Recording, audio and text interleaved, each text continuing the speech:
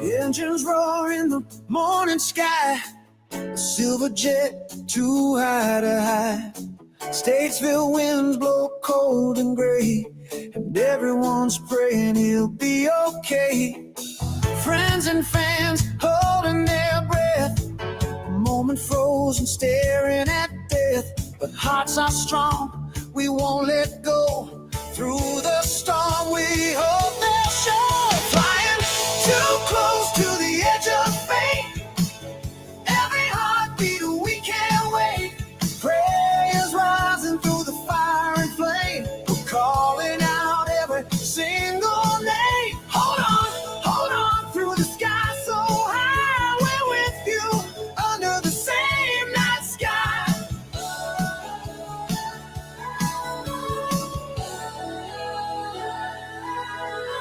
Names on the wind, stories untold, family and dreams, hearts of gold. We hear the sirens, feel the fear, but love keeps shining through the tear.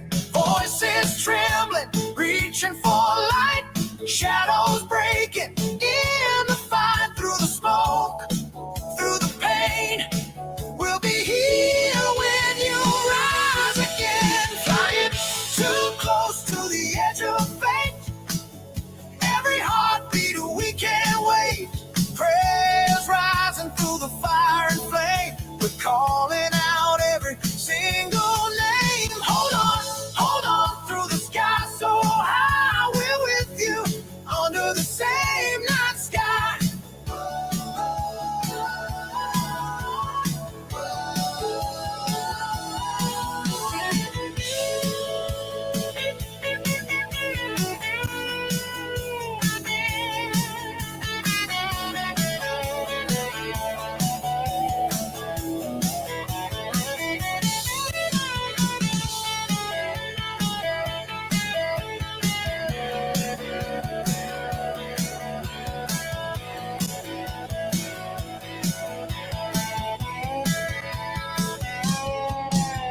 Screaming engines, burning bright, we face the dark, we chase the light. Every mile, every tear we cry, for hope, for life, for you tonight.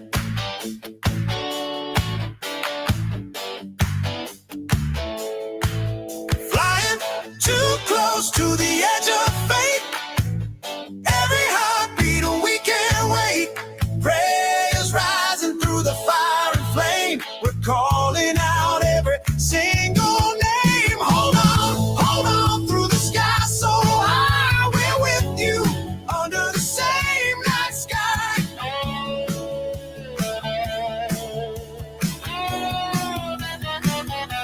Silver wings in the morning haze, we send our love through the darkest days.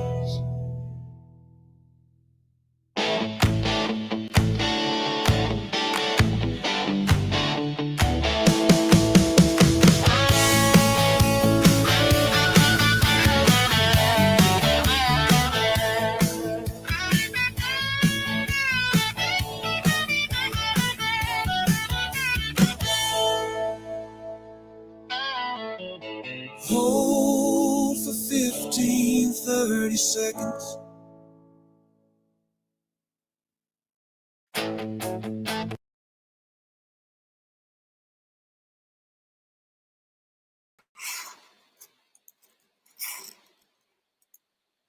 Hello, everyone.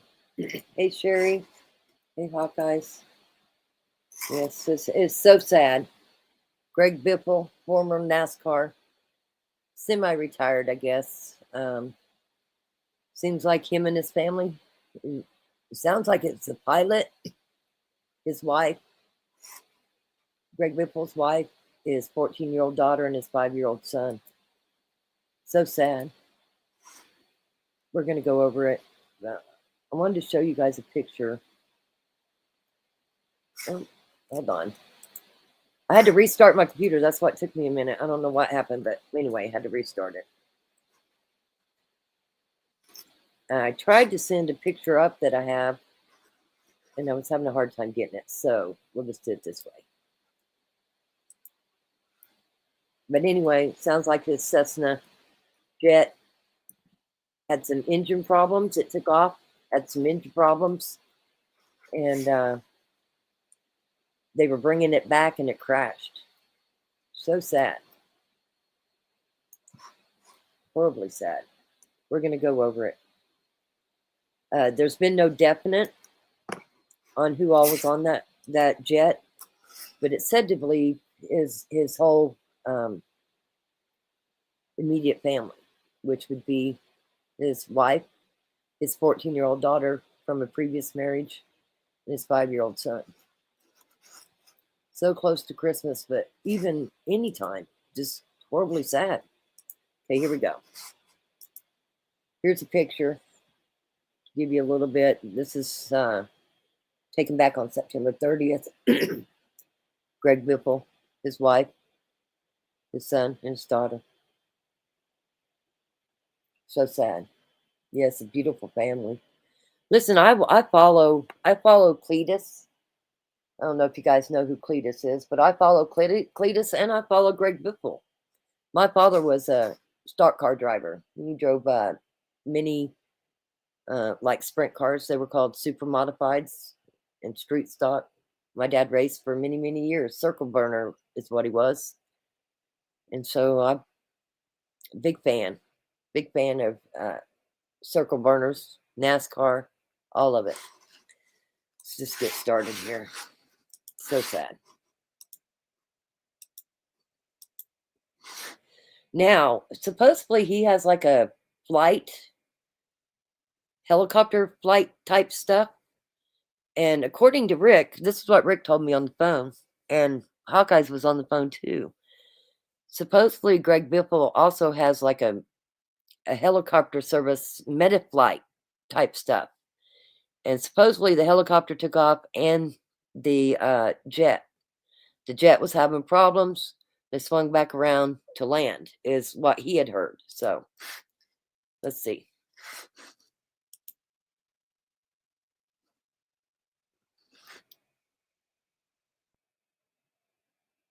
Yeah, I think he was an awesome guy too. Listen, he always seemed so nice. I enjoyed watching his YouTube channel.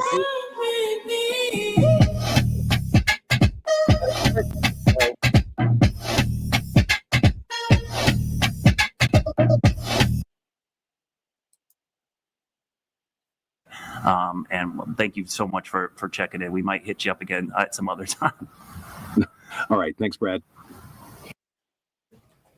Really helpful information there as we work to piece together what happened here. There's a lot more that we still have questions on that we have to wait, of course, for officials to deliver that news. We're going to take a quick break, but hoping to get a live report when we come back in 2 minutes. Well, there will be a report. It looks like coming. Let's hope.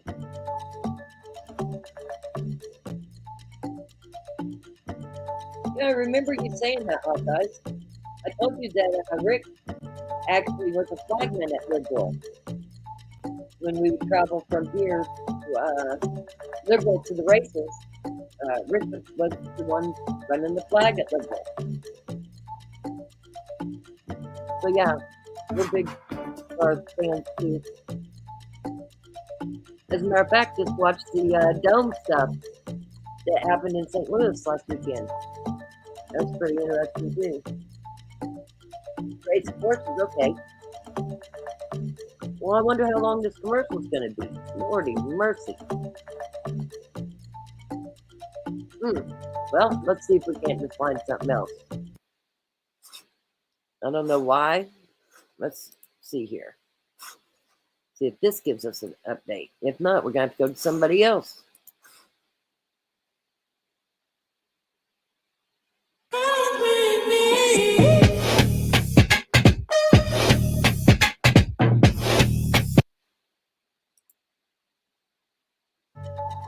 Yep, still on the commercial. Wow. They need to take that shit off of there. There's Greg Biffle. And let's see here.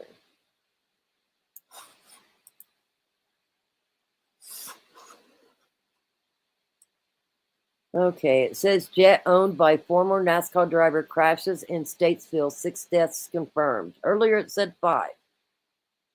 Statesville, North Carolina. A Cessna C-550 business jet owned by former NASCAR driver Greg Biffle crashed at the end of a runway while landing at Statesville Regional Airport on Thursday morning, killing 6 people, according to the FAA and local authorities. The crash occurred at approximately 10:20 a.m. at the airport, which is located about 45 miles north of Charlotte. And that's all that one says, so let's see what else we can find. I plan on showing, hey Black Opal, I plan on showing some of my favorite videos from YouTube that had to do with Greg Biffle. And one of them was him and Cletus and some other people. Let's see here. Let's see what this is.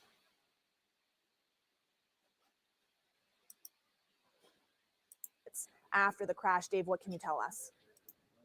Hannah, you mentioned those weather conditions. I was actually in Conover when I heard the call go out for this plane crash in the Statesville area. I got here within about 25 minutes, and I can tell you there was some light rain at the time. There was also even some fog when this plane crash happened here in the Statesville area. When I arrived, I came down West Aviation Boulevard, and that some distance from the crash, which is off in this direction about 400 yards. I can tell you when I arrived, I could see a number of first responders, firefighters down there responding to the plane crash. You could see smoke rising from the plane. In fact, take a look at some of this video that I took minutes after arriving here at the airport. Again, I was about 300 yards from the aircraft at that moment, and you could see the smoke lifting from the plane crash here. I was told by some of the eyewitnesses here that they also had flames coming from the craft.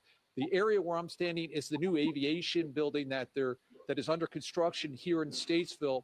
There were a number of workers here that I spoke with immediately after the crash. Some of them were unaware of the crash until they saw a plume of black smoke rising from the end of the runway. They went around. One of the workers showed me some video that he took initially in the moments after that crash, where you could see a lot of flames coming from the aircraft. Listen to what these workers told me just a short time ago. I mean, it was thick. When I walked over there, you could actually see the flames, and I mean, it was huge, huge. We see the smoke coming up. Well, I think it's the clouds because it's raining, and I never think there's airplane or something, you know. Now, there are folks here with Statesville, the city of Statesville, and they're providing some information telling us that this was a Cessna Citation aircraft. The crash happened around 10:15 this morning. We're initially told that there might be a press conference around 12 o'clock. That has not happened, and I have since talked with the folks from Statesville. They're telling me right now they don't have an idea of when they're actually going to have information being released from this press conference. I was told the Highway Patrol would be most likely involved in that press conference along with the FAA. I don't know if the FAA's arrived here at the airport, but I can tell you the Highway Patrol got here shortly after I arrived.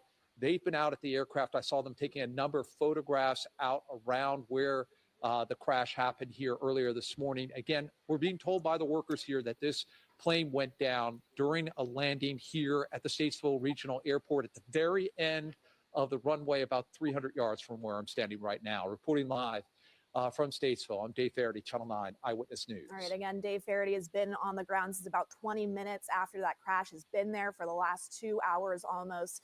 Dave will be collecting information for us all day. Dave, thank you. Detachable cleaning heads, you can relax and let All right.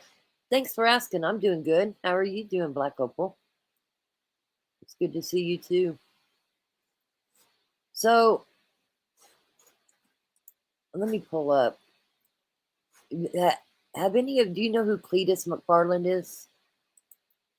I'm going to show you who he is. This seems to be one of Joe Diffie's good friends. He's a big YouTuber.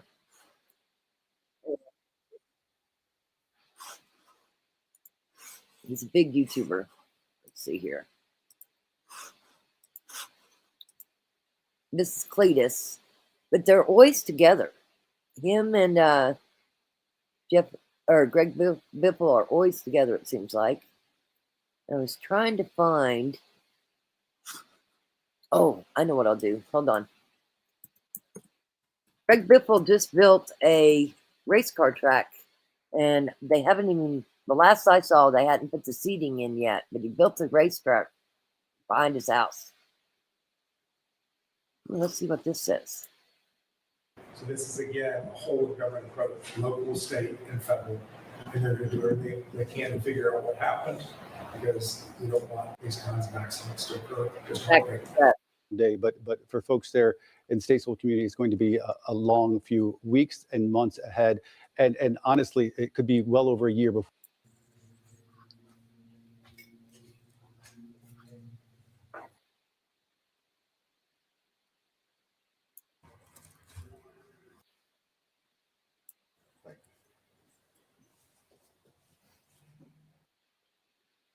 I went back to the beginning of this. Yeah. Ron Smith, City Manager for the City of Statesville. John Ferguson, Airport Manager. Jody Smyer with Iredell County Emergency Management. Glenn Curfees, Fire Chief. Yeah, they're live right now, but I wanted to back it up to get the beginning of David it. So. Only, Police Chief for Statesville. When you step up, could you please just say your name again? Absolutely. And I'm going to introduce them. Thank you. Yep. All right, my name is April Nesbitt. I am the Public Information Officer for the City of Statesville. We're going to provide a short briefing of the incident that happened this morning. At the end of this briefing, we will not be taking any questions. Just want to give you a heads up on that. So I'm going to introduce you to Ron Smith, City Manager for the City of Statesville. Good morning. My name is Ron Smith. I'm the City Manager in Statesville. To my left is John Ferguson, our Airport Director. Jody Smyer, he's with Iredell County Emergency Management. Chief David Only, Police Chief, and Chief Glenn Curfees, our Fire Chief. So we don't have a lot to share this morning, as this is still an active event. But I just wanted to let you know that the city did respond to a crash here at the airport this morning at about 10:15. It's been a multi-agency response. We've had city, county, state, feds are here. So we have had, again, everybody is here on site at this point, and we anticipate that this is going to go on for quite some time. Since we don't have a lot of information to share today, and since this is evolving, either the city or other agencies will take the lead in putting out more information as the day goes on. And with that, I'm going to turn it over to John Ferguson, our Airport Director. Thank you. Good morning.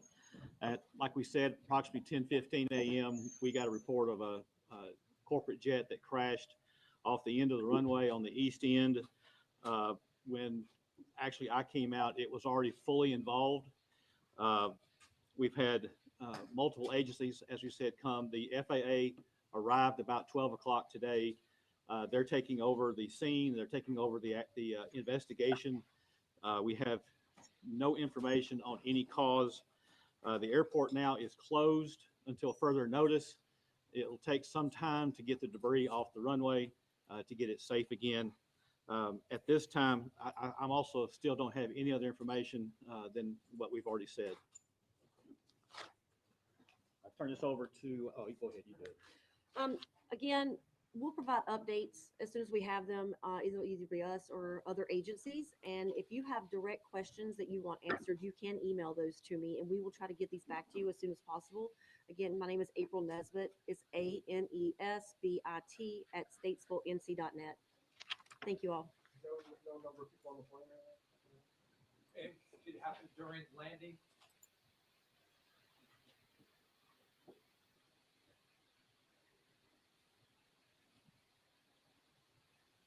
Now they are live right now. I backed it up to get the full deal here. Let's see here.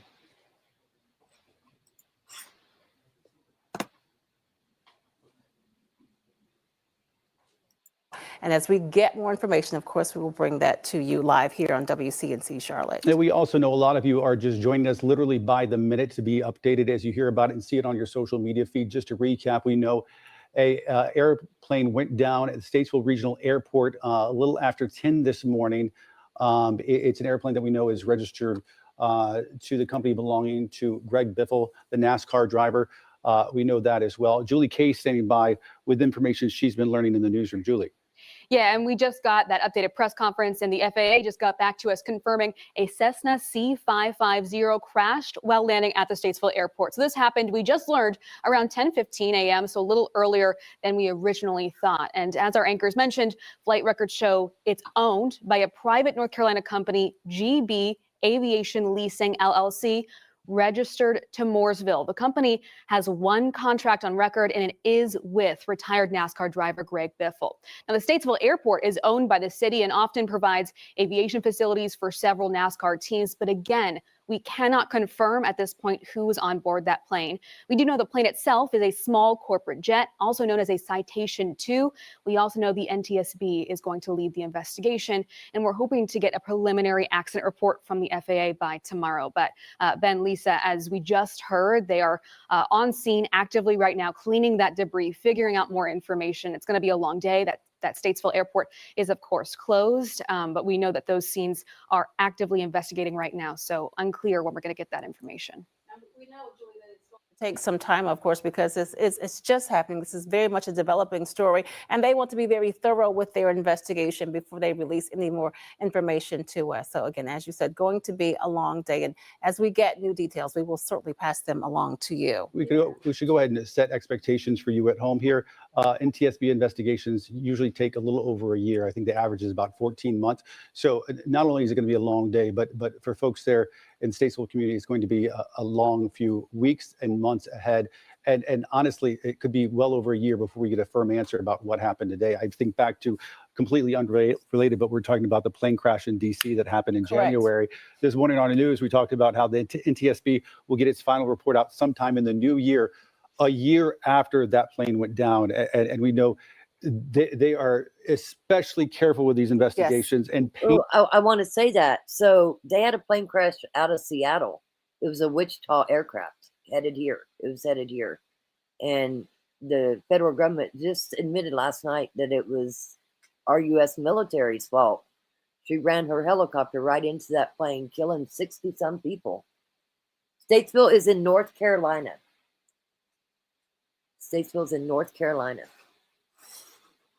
Painstaking is the word that comes to mind when it comes to how they conduct themselves and the evidence that they gather at the scene and making sure they come to correct conclusions and not fast conclusions. For sure. I mean, they understand that people want to get answers. Of course, there are so many questions, but they have to be thorough. And as you said, with the NTSB, they will issue a preliminary report, but it will take at least a year or so usually for that full report from the investigators there. And again, this just happened within, we're two hours and about 10 minutes now into this. So we are working to get more information. When we do, we'll pass it along. We're going to bring our Larry Sprinkle back in now. Sorry to cut you off, but we wanted to get that information from the officials there at the airport. Larry, you were mentioning that weather doesn't seem to have been a big issue then? It's speculation that weather would not be a major factor. We look at, have the radar once again on our weather computer to show you at the time that the plane crashed, approximately between about 10 and 10:30, precipitation, no precipitation. Looking at visibility at the time, the visibility was about 2.5 miles at the airport there in Statesville. That wouldn't be a factor. Winds were light. They were about 5 to 10 miles per hour at the surface. Now, as far as elevation at a couple thousand feet up, making the approach into the airport, basically the same. It was clouds and some fog. Winds were anywhere from about 10 to 20 miles an hour. That should not be a major factor. I mean, these are a durable. The Citation is a very durable plane. It normally could handle 2 pilots and handles 8 far passengers. more. Yeah. Right. It's a plane. It's a type of aircraft that's used quite often in corporate. On a second, I'm going to show you something real quick. just to show you a little bit. This is what Greg Biffle's plane looks like right here. That's a Cessna Citation. Right there. They are built right here in Wichita, Kansas, as a matter of fact. Let's see, what is this here? What do we got here? We're going to go back to the other thing. Breaking news right now, former NASCAR driver Greg Biffle, his wife, and 2 kids have died in a plane crash. It happened in Statesville. The Federal Aviation Administration confirmed that his Cessna C-550 crashed while landing at the Statesville Regional Airport before 10:30 this morning.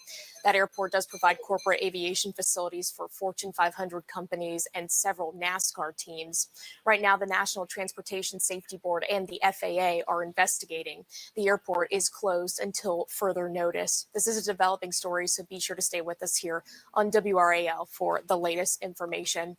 Some background on Greg Biffle. He was nicknamed the Biff, winning multiple NASCAR titles.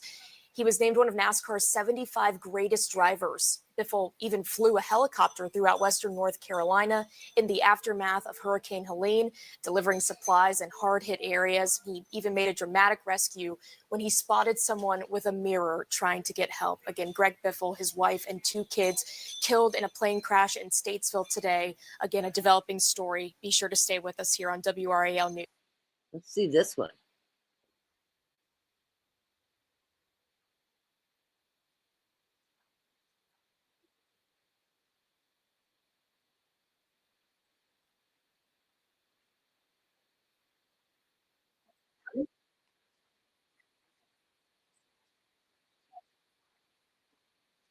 Take care, Sherry.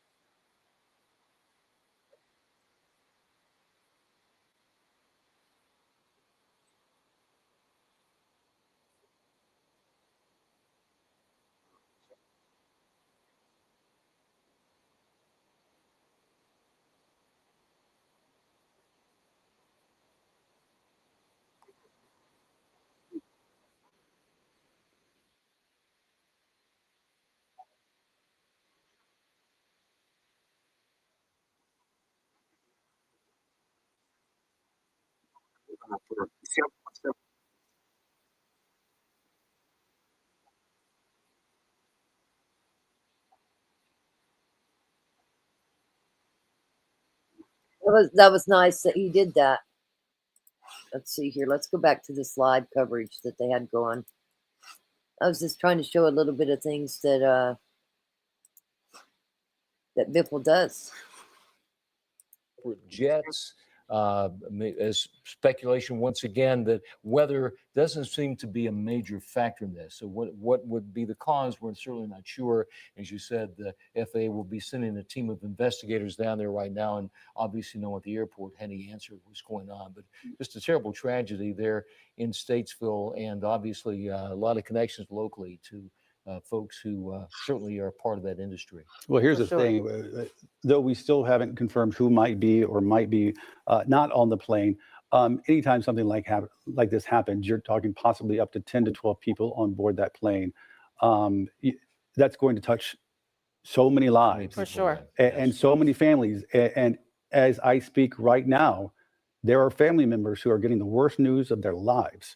And we got to keep the humanity as a part of this when we talk about it, because regardless of who it is, and we'll find out who it is, I'm sure, Right. in the hours to come. But regardless of who it is, there's people whose lives who are permanently changed going forward. And we're in the middle of the holiday season, so people are having thoughts of other things holiday related. But as you said, somebody's going to get some phone calls today with news that they were not expecting to hear. Again, another reason why that investigation has to take some time, why they must be very thorough, and why they won't rush to give information, even though they know that we, the media, and lots of other people have many questions surrounding what happened with this plane crash this It's a morning. very close-knit community, folks involved, in that situation. And as you were saying, Ben, there are people that we may know, and obviously people who are watching us right now on WCNC certainly are aware of some of the folks who fly that type of plane, have been on the plane, and our prayers go out to the families of all those people.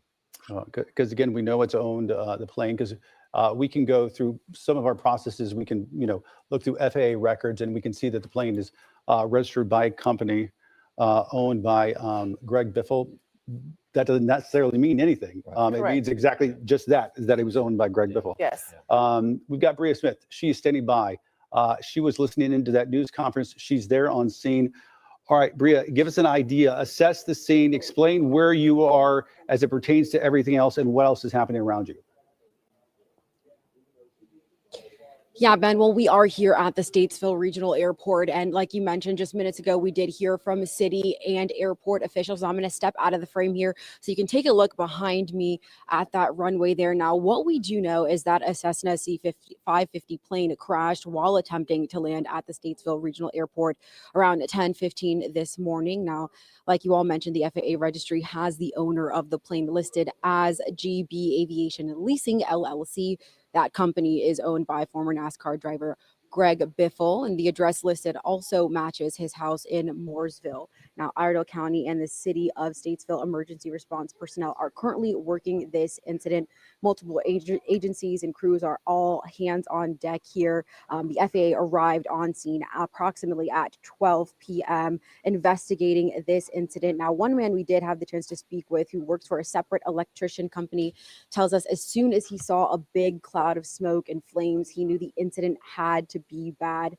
Another woman reached out to us earlier saying she and her family have spoken out on many concerns and difficulties regarding planes landing here at the airport. Now, the FAA saying they will post an incident report usually within the next business day of these initial incidents, and the National Transportation Safety Board is leading this investigation. Now, information is short at the moment, but as we continue to learn more, we will bring you updated information. Back to you guys. All right, Bria Smith there in Statesville. Bria, thank you so much for that report. Stand by. We'll probably check back in with you in just a few minutes as we again working to get more information about this. We know that a number of you may be seeing things on social media, but we want to report to you the information that we get from officials that we know to be true and accurate. Again, regarding that plane crash this morning at the Statesville Regional Airport. We heard from the airport director earlier saying that they don't have any information right now on a cause. We're going to sing things over to our Megan Bragg. She joins us in the studio now. Megan, I know you're doing some verifying.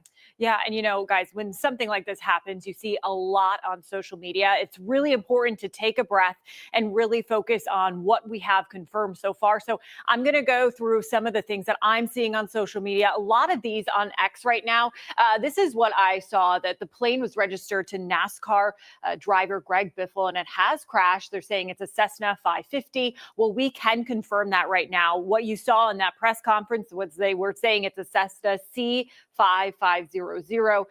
And so it is owned by a private company, GB Aviation Leasing LLC. We do know that the contract on record is Greg Biffle, but this is no, Black Opal. It sounds like when they went to take off, there was problems with one of the engines or something, and so they went to land. And upon landing, is when it crashed and caught fire. is the big one that I have been seeing on social media right now. Like I said, you need to take a breath and really have things confirmed. They are confirming, they were saying that he has died. Now, we do not know any of the victims right now. They have not been named. Like you saw, that press conference was very brief, very to the point. There's still a lot that is needs to be verified and investigated. So we are still waiting to learn more, but I'm going to be looking through social media and verifying for you all afternoon. So if you do have questions, feel free to send them into us, WCNC, verify at WCNC.com, guys. All right, 12:45 right now. If you're just now joining us, we are following breaking news here on WCNC Charlotte. A plane crashed this morning around 10:15 at the Statesville Regional Airport. At this point, we know it was a Cessna Citation. It could carry between 9 to 12 people, depending on the configuration. The plane built back in 1981, and as you've heard alluded to, registered to a company related to NASCAR driver Greg Biffle. Correct. Again, not a lot of information right now from officials. We don't know how many people were on board that plane. We've not yet received that information. We did get a little bit of information during that news conference that happened just about 15 minutes ago. I think we're going to play that for you so you can hear what we got from the officials there at Statesville Regional Airport. All right, my name is April Nesbitt. I am the Public Information Officer for the City of Statesville. We're going to provide a short briefing of the incident that happened this morning. At the end of this briefing, we will not be taking any questions. Just want to give you the heads up on that. So I'm going to introduce you to Ron Smith, City Manager for the City of Statesville. Good morning. My name is Ron Smith. I'm the City Manager in Statesville. To my left is John Ferguson, our Airport Director, Jody Smyer. He's with Iredell County Emergency Management. Chief David Only, Police Chief, and Chief Glenn Curfew is our Fire Chief. So we don't have a lot to share this morning as this is still an active event, but I just wanted to let you know that the city did respond to a crash here at the airport this morning at about 10:15. It's been a multi-agency response. We've had city, county, state, feds are here. So we have had, again, everybody is here on site at this point, and we anticipate that this is going to go on for quite some time.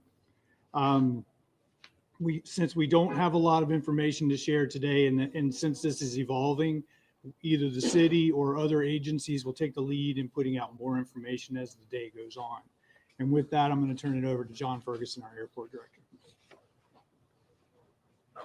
Thank you. Good morning. Like we said, approximately 10:15 a.m., we got a report of a corporate jet that crashed off the end of the runway on the east end. When actually I came out, it was already fully involved. We've had multiple agencies, as we said, come. The FAA arrived about 12 o'clock today. They're taking over the scene. They're taking over the investigation. We have no information on any cause. The airport now is closed until further notice. It'll take some time to get the debris off the runway. Say hi, Brandy. Hi. Brandy's saying hi to everybody. So Brandy was asking me, I've already went out once. We got a guy missing here in Wichita. It's on some really shady circumstances. And I believe he's not at Lake Afton. I believe he's at Cheney. So Brandy was talking to me. Somebody asked her to reach out to me. And I'd planned on going to Cheney maybe tomorrow. Hawkeye says, hi, sweet Brandy. And Black Opal from Australia says, Rock, say hi from us. She said that a friend of hers from high school is pregnant with twins, 10 weeks. Is that what you said, Brandy? Yeah, she's miserable. I said I know it's a feeling. And let me tell you, Hawkeyes Loves Nature just put no daddy. She's not saying daddy anymore. Ew. You guys are going to make me throw up. She didn't even know what it meant. You know what I mean? Yeah. Listen, I'm trying to throw Journey into this. She always says, you know what I mean? Where you headed now, Brandy? To close to school for the holiday party. If I can get through traffic. Yeah. So I have to go all the way a block the opposite way. I don't know. All the way to Hydraulic just to go to Meridian. That's the or whatever. Yeah. So that the chat knows what's going on. So Jerry saw a thing on Instagram where it's play pranks on your kids. And so he said, next time Brandy calls, call me daddy. And Brandy can't stand it. Anyway, and Hawkeyes was on the phone, and I added in Brandy. And anyway, it was a situation where my son-in-law didn't have my granddaughter in the car seat, and he got pulled over, and he was trying to kill time. And Hawkeye says, "Oh no, Daddy!" Like he should have had her in the car seat, but Brandy thought she was doing the my daddy thing. Just so you know, that's what it was. She says, "I know now, never." Yeah, it's disgusting. I'm like, ew. Dude, why are you going so far? This people man's 40. How What was are your you doing? How was your tacos last night? They're really good. So I'm going to tell you the truth, okay? So I made you all them tacos. I fed Rick first, and then I gave you guys the tacos, and then my son-in-law called to hang shit on me to tell me about the vegetarian tacos I gave him.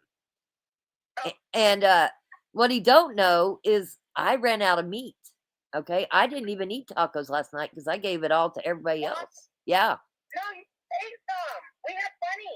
We even had extra, so we ate later. that's okay. That's okay. I had some fruit. It was all right, but it was quite funny. So Beach Baby's on now too. Remember, she's got the twin girls, granddaughters. Yeah. Say hi to her. Hi. Being a twin mom is hard.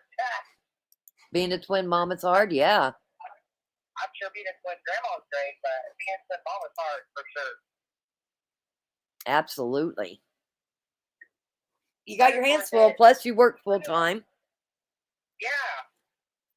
And I have a 6-year-old who thinks she's left out of everything. I'm like, literally, I include you in everything. When her daughter gets in trouble, she'll say, "Grandma, I shouldn't have to put up with this abuse." She said she can't wait to get older and have her own kids, and so she can give them a better life than what she lived. That's what she said. Yeah, she wants to give them a better life. That's hilarious. I'm like, oh, you live a bad life? Yeah, you need more spankings with a belt. Every time Brandy calls and I have my granddaughter, she starts acting up. Every time her mom calls, it's horrible. And then, what do you always tell me to do? Hit her. That's what she says. Hit her. I could never hit her. You don't even hit her. Come on now. I know, but it's so funny. I should hit her. Yeah, right. Then she would act better. Well, she just acts up. It's a parenting thing, okay? It's a parenting issue. Exactly. I need to hit her. Listen, I can have her all day long, and she's great. The minute her mom calls, she starts acting up. It's horrible. It's absolutely horrible. Take care. The boys start crying, and they're like, and Leonard says, "They haven't been doing this whole time. I've been here for an hour and a half. They just been talking to me and babbling, blah blah blah. And then you show up and they're crying." I'm like, "Yeah, because they're hungry, I guess." You're their source of food, and grandbabies are precious. That's true. Well, and I just stopped pumping really, but Walker keeps trying to get milk. I don't know. I'm like, the ship has sailed, honey. Yeah, Hawkeye says I have no issues with my grandkids. Some here, Rock. Black Opal says 6 years old, going on 16 years old. Ha ha ha ha. Dude, going on 32. She thinks she's grown. And she has a good life. What is she talking about? Is she serious? Mm-hmm. Well, I sent you the video of her saying that, so I can give them a better life than what I live. I'm like, oh, because you're in trouble? This girl. But guess what? She got a bike for Christmas, and guess who already got it? Yeah, she got the bike already. I don't want to wrap it. I don't got time for that. Right. And she's been riding it from back porch into the house. Beach Baby says that is normal behavior. So Brandy tells me all the time. Tell them what you tell me all the time about having 3 kids and how I made it look. Yeah, I don't know how. I don't know. I don't feel like you ever. It didn't look hard, or you just did it. Now I'm just it's so hard to do all the things clean, do dishes, do laundry, make dinner, get baths. What? I don't have enough hours in the day. I don't know how you did it. You didn't make it look, it just looked natural. I don't know. I feel like I'm stressed out. You have to do it. The abused 6-year-old got the bike early. That's right. She did. She's abused, yeah. She's abused, yeah. She's on my last nerve what she is. So Brandy and her went into the basement, was it day before yesterday, to work out, right? Yeah. And I'd made banana pudding, and they came by and I gave them a banana pudding to go and some popcorn. Well, her and Callista was downstairs working out, and Callista wanted the what happened? Jeff said, "What are you guys doing down there?" Dang it, there's no fucking thing. Dude, this is what I'm talking about. He's like, what are you guys doing? I was like, we're going to work out. And he's like, with popcorn? And I was like, listen, I don't know what she's doing. And then I turned on the Grinch reading How the Grinch Stole Christmas. It's freaking hilarious. While we were working out. Y'all should watch it. It's great. All right, so you headed into the school? Yeah, now I found a parking space. Oh my gosh. I don't know. I'm never late, but I was busy at work. Okay, baby. We'll have fun. Tons of fun. We sent tons of snacks. I went and bought snacks from Dollar Tree, and Jeff was like, what kind of puny snacks are these? I was like, dude, I already got this extra stuff they were asking for. I was like, I already got the plates and stuff that they needed for their project. So he went to Dollar General, and he got way better stuff than I got, and it was cheaper. Hawkeye says, have a blast, Brandy. Okay, love you, bye. Love you too. Bye. She calls me every day. Every time she leaves work, she calls me. And I like it. I like it.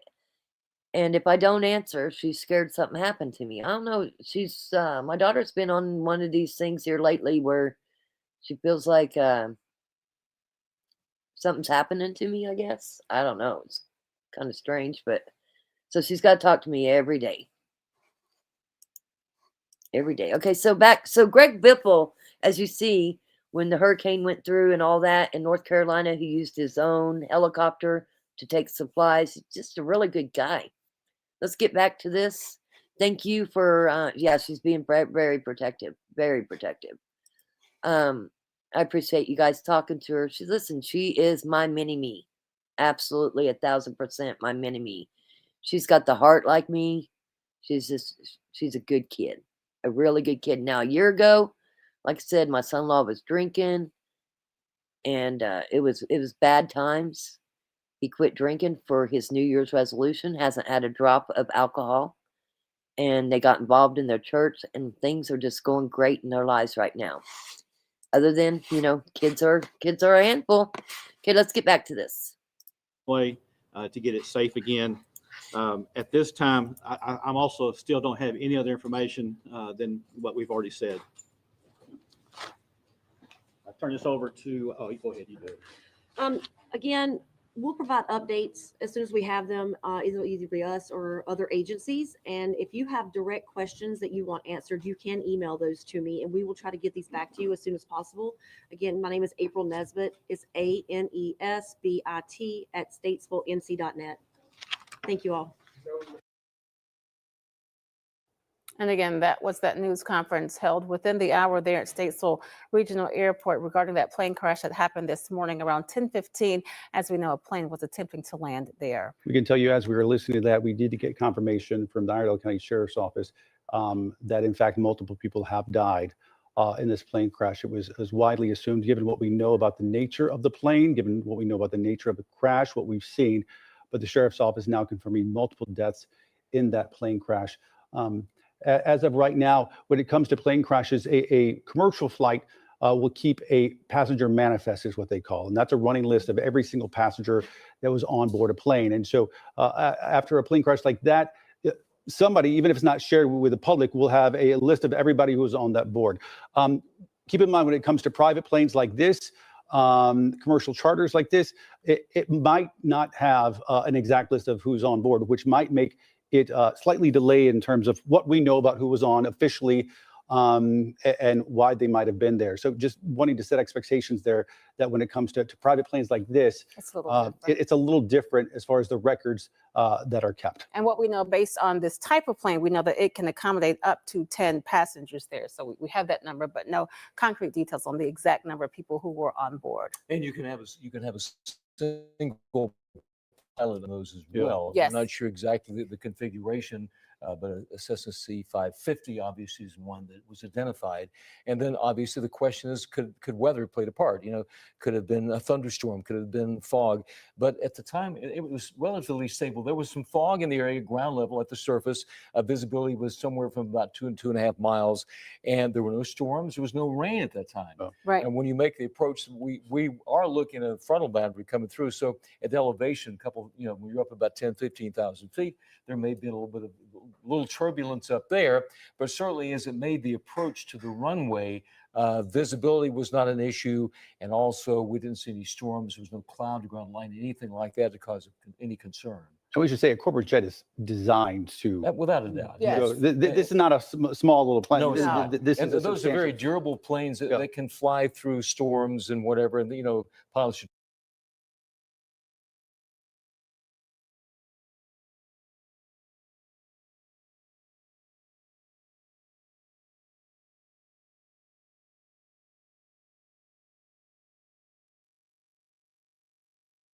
Well, 'tis the season, time of the year to get ourselves a Christmas tree. So I just picked the kids up from the school. I got the limo fired up. 8 days And ago. we're getting ready to back her out. I didn't go to school. There's You- Ryder. No. You played hooky? There's his daughter. Okay, so he had 2-hour had a 2-hour late start, and his school is 3 hours. So I didn't think there's any purpose in driving him over there through the drop-off line, which takes about 15 minutes, and then the pickup for less than an hour worth of school. So little man got to work with Amigo today. How much money did you earn? Nothing. What? No. Nothing? Anyway, we are ready to go Christmas tree hunting and see what we can find. How big a tree are we gonna get? How big? Emma, how big? Like This size. size? So sad. Taller than you? We get the size of the truck. I get the size of the truck. Okay. What happened?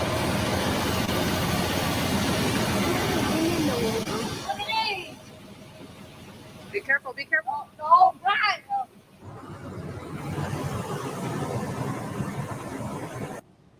What are you doing with those? Just in case. I got 2 batteries. I can jump one side to the other if I want to.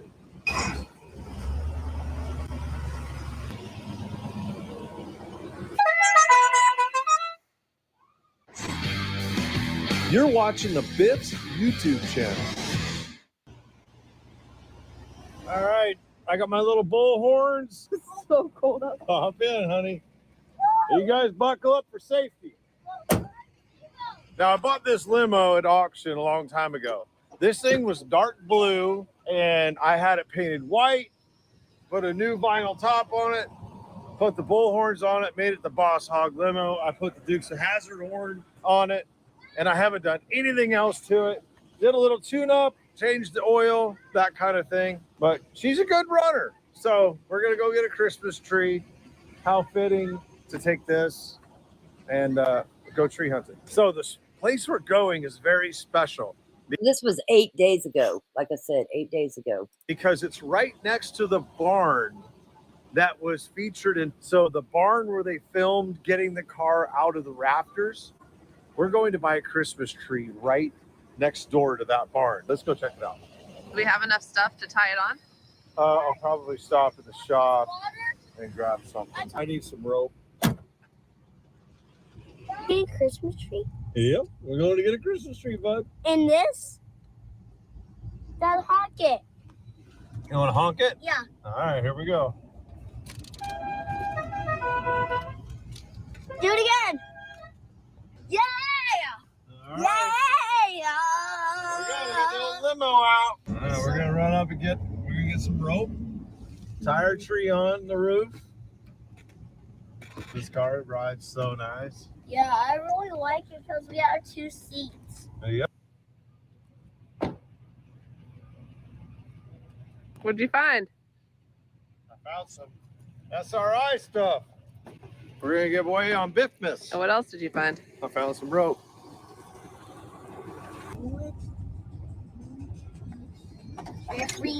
Is it okay that the car is shaking a little bit? Oh yeah. All right. Yeah, it's the Cadillac. She's not gonna let us down. We should dyno this. I got one scratchy speaker up over here. I bet you this thing makes 115 horsepower. You think? This thing is so gutless. It's terrible. How's it going back there? You guys good? You're in the clean seat. I'm gonna drive Emma to her school dance in this thing. We're gonna pick her and all her friends up. We're gonna have a night out. Take them to dinner. Won't that be fun, Emma? That'd be so fun. This guy's hey, just to let you know, that's floored. Right now? Yeah. Listen, I want to say this real quick. So Emma is from his first marriage. So there's a mom out there right now that just got information that possibly her daughter was on that plane. So prayers to Emma's mom too. Oh wow. Oh yeah, it's really fast. Go, Do you think this window goes up? Oh, there you go. There we go. We're on the road, guys. Let's give them a little honk. Yeah, baby. Yeah, dog. Yeah, dog. Do you think we could get into the barn? I don't know if we're gonna make it in the barn. Look at this thing. Wow. I just built that overnight or what? Apparently so.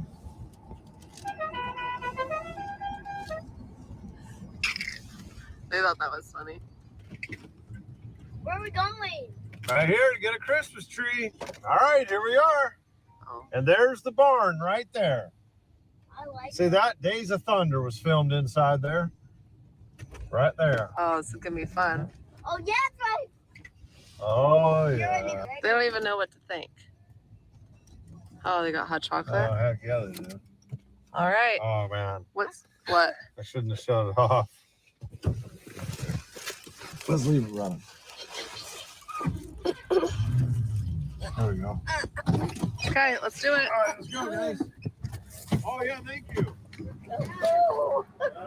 Bullhorn. Love it. All right, you guys excited to get a tree? Let's see what they got in. Oh. Oh, yep, there's the first five. What size are we getting? I agree. We're getting large. Purple. Right here. You getting that one? No, You should get that one for your room. I'm not getting that one. That's Okay. Girly girl. How you guys doing? Good. How are you? Good. Oh, these are pretty. Yeah. The girly girl, I don't know if you know, but Greg Biffle, the NASCAR retired driver, semi-retired driver, his Cessna citation went up in flames at an airport. They said 5 to 6 people on board. Sounds like to me it's Greg Biffle, his wife, his 14-year-old daughter Emma from a previous marriage, and their 5-year-old Ryder. It's been breaking news. I am a Biffle fan. I follow his YouTube channel. This was just 8 days ago. Looks like he has Emma with him and Ryder and his wife to buy a Christmas tree. Nice trees there, huh? That one got a little swirly at the top.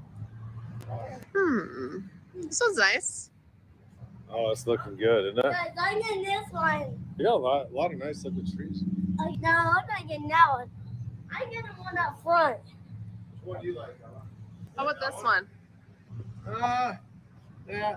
No. Nah, I'm gonna get that tiny The one. first one down there you're looking at. No, it's down here. Somewhere. It's right here. This one's kind of nice.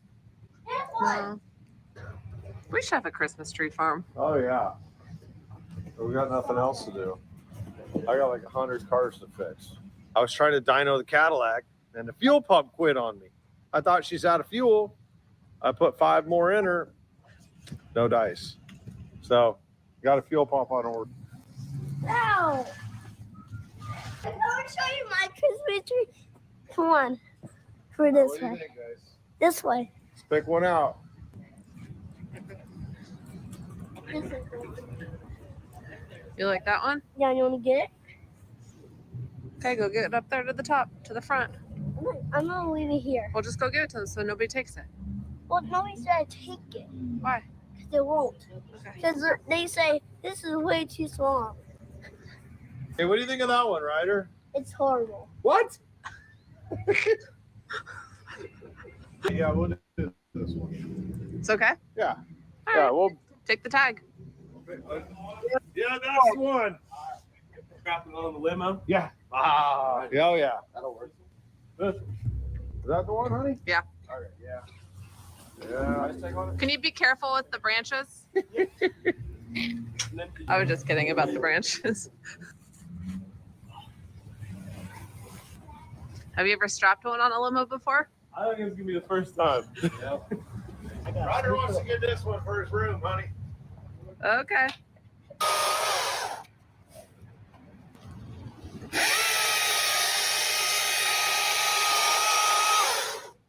What do you think? You like this one? A little bit.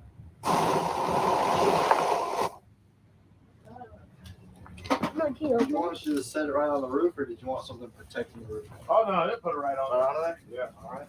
Don't scratch the paint. Stop this for just a minute.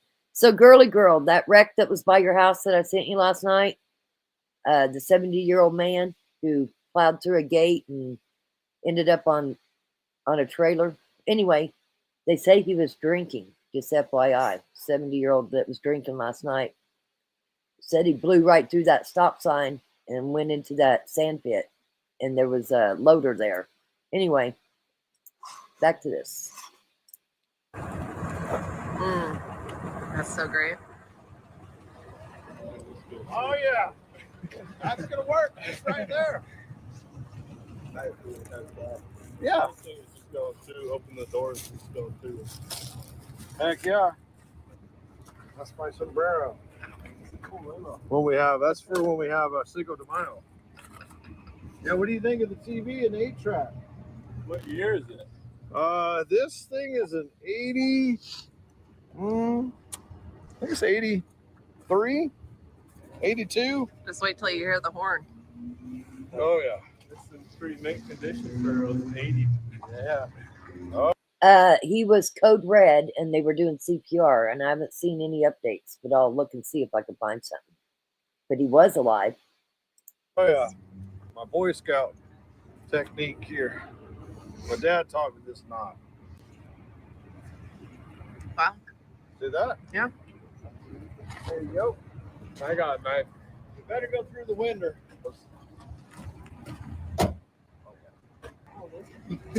These windows go down too, or?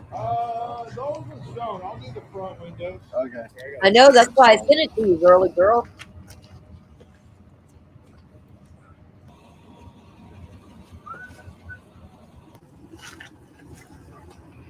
Got it?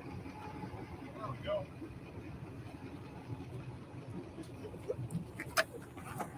Where are you gonna put it? Right there. Inside. Merry Christmas, y'all. Thank you. Looks like we could go inside the barn, guys. All right, so we got the tree tied down.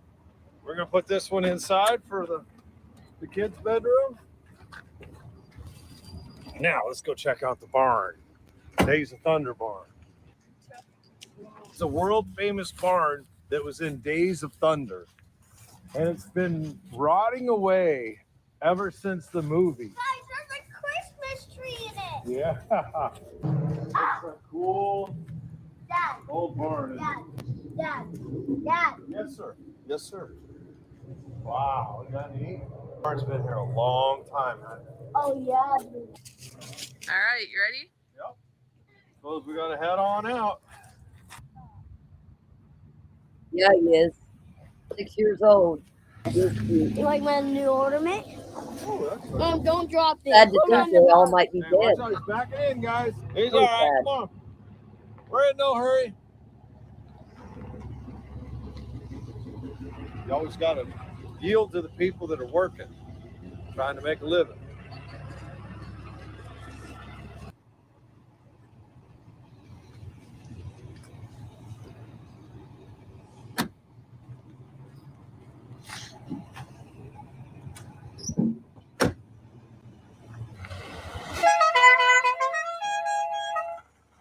Again, this was 8 days ago. Success. All right, we got one. There's the H91 Volvo wheel loader. All right, who wants to go to Hickory Tavern? I don't hear anybody. Oh, they said it was the first time they've ever tied down. First time they ever put a tree right on the roof? It's our first time, baby. I bet people are just pissing their pants when they see this limo go by with a tree on the roof. Well, we couldn't just go home. We had to take it to dinner. Oh, she looks like she moved over a little bit. Oh, yeah, definitely your tires. So much for leaving the car running, right? I'm definitely paying The bottom of it. Oh, wow. You're paying, huh? I'll pay if you buy. Oh, hold on. I got $10. What?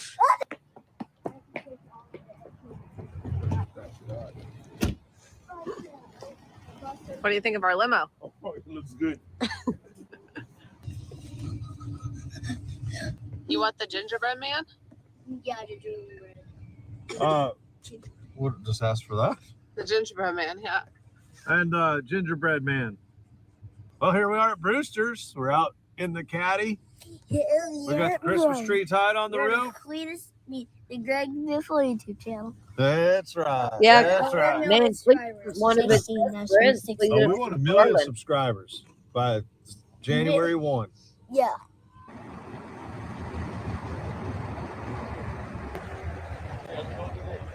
Which guy? That was just somebody walking. This is Biffle. This is Greg Biffle right here. Ask them if my tree was still up there. It's definitely still up there. All right. Hey, everybody.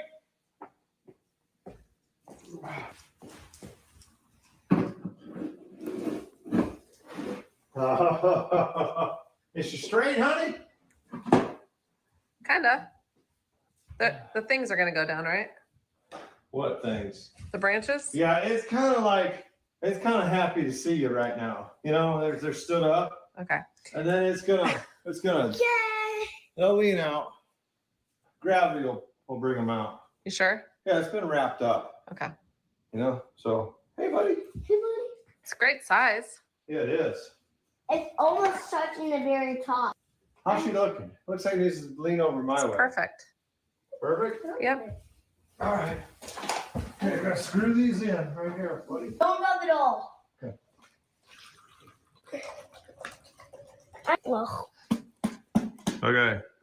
Hitting his dad in the head. So I asked her if it was straight up and down, and she said yes. And I got out and looked at it, and she said, it's not crooked. If you lean sideways, it's not crooked. I don't know if you guys can tell or not, but that's not very straight. I think I need to adjust to her. one side. Guess we're gonna have to straighten her out just a tick. Little man's watering his tree. I'm sure we got water all over the ground.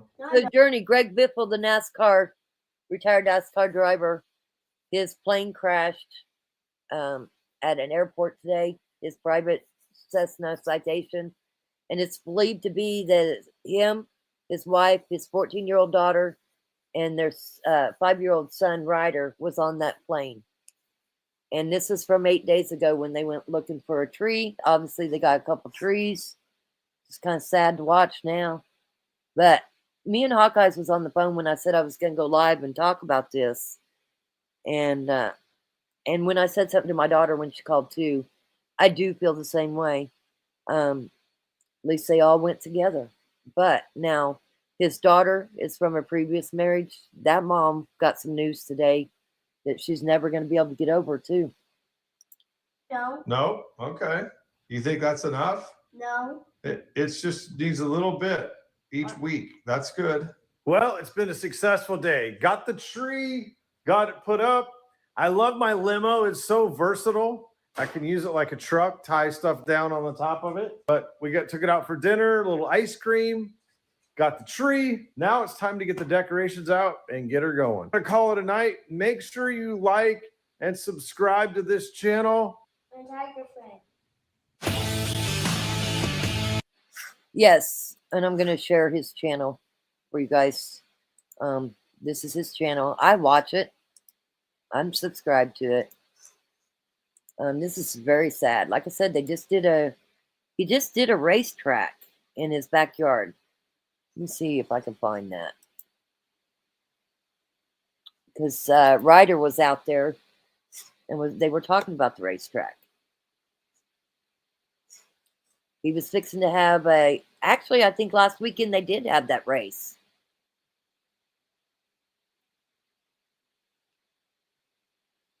Here's the racetrack. And obviously I watched it. Looks like 10 days ago and 9 days ago I didn't watch. But this is his racetrack. All right, so we've made it to the Triple B 100. This is the week of the race. We're getting ready. I'm going to tell you a story. About 18 years ago, I wanted to build a track in my field and get some Crown Vics. That we did, but it has evolved. Now it's broadcasted live. We're starting 16, 18, 20 cars in this little tiny track. And we've got spectator areas. We've got food now. And we're putting down gravel everywhere because it's been muddy and we don't want to have a bunch Greg Biffle, the NASCAR driver. He's retired now.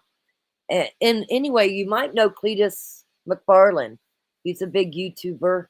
And he's one of Cletus's best friends. Prayers to Cletus, too. I know it's going to be rough. I was going back to this because I watched it. I'm going to speed it up a little bit, but this is the way Ryder was all excited about this race car track. of mud everywhere. We got a new spectator area up on the side of the hill. So over the years, the track has kind of washed away. So this year, we brought 80 loads of fresh, bright red clay. Sheep's foot rolled it in, pushed it in with a dozer, and then packed it in. This track is better than it's ever been. You're watching the Biff's YouTube channel. This is going to be an epic year. We put in concrete barriers around the racetrack, which we never had before. We've got to have that because now we have lots of people coming to watch this chaos take place. They get old cars. Cletus started that, and they race and they wreck into each other. And anyway, they're old cars. I'm going to speed it up just a little bit. And actually, they had a couple that rolled. Actually, oh my gosh. One of Cletus's workers, good friends, rolled his cars in the hospital. I do remember seeing that too. Let's see here. Up there. So my track has got fairly good banking. A little bit more down there in 3 and 4, a little less down here in 1 and 2. On this end of the track, we have trees as our barrier. Down there, we now have up off of a plateau, some barrier. The idea is we're not going to get into these barriers. We've got them far enough off the racetrack and some runoff room. So we're up here at the Triple B. What do you think of the track so far, Brandon? Is it nice? Beautiful. It is. It's looking good. The guys did a great job. Almost 100 loads of dirt out here on this thing. We got to test it out to see if they have the banking right, see how it feels. So we'll grab this yellow car and make a few laps, see what's up. Of course, we got the battery unhooked. That's how you keep it from going dead. There we go. This is our battery switch right here. You see that? We got the yellow racing coils on it. We got George Brown Dick. My dad's favorite car. Got back her down a little bit. I'm holding on just in case this door opens. Oh, I pissed my pants and you fell out. Let her warm up a little bit. Check it out, bud. All the extra dirt and grading work we did, if you look down here, this area was a lot lower than the infield. And what would happen is water would lay there. Well, now we've got the track higher than the drains. Here, they're in back in the boneyard, but 4 of my cars demolished. That's nothing compared to how many lives it impacted. Break the window? No, we don't want to break the windows, buddy. These are park cars. Yep. So the axle housing, as you can see, we torched off the axle housing and took the whole rear end out of this car and put it in a different car. Oh, Dad, look, there's a bike. That's got chains on it. What? I don't know who. Who did that? I have no idea. That's pretty interesting. Wait, that's Tom Bramall's. Yeah. Do they have any? Okay, let's go back to see what they've got updates wise.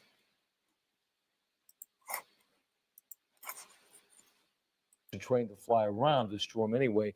So I think as it made its approach, a little fog, some lighter winds at the surface, there were no major weather issues. So that's only speculation that weather shouldn't have been a factor, Okay, but hold we're on. not exactly. I don't think the weather was a factor. They said that the plane took off, the jet took off, and one of the engines, something was wrong with it, so they went back to land.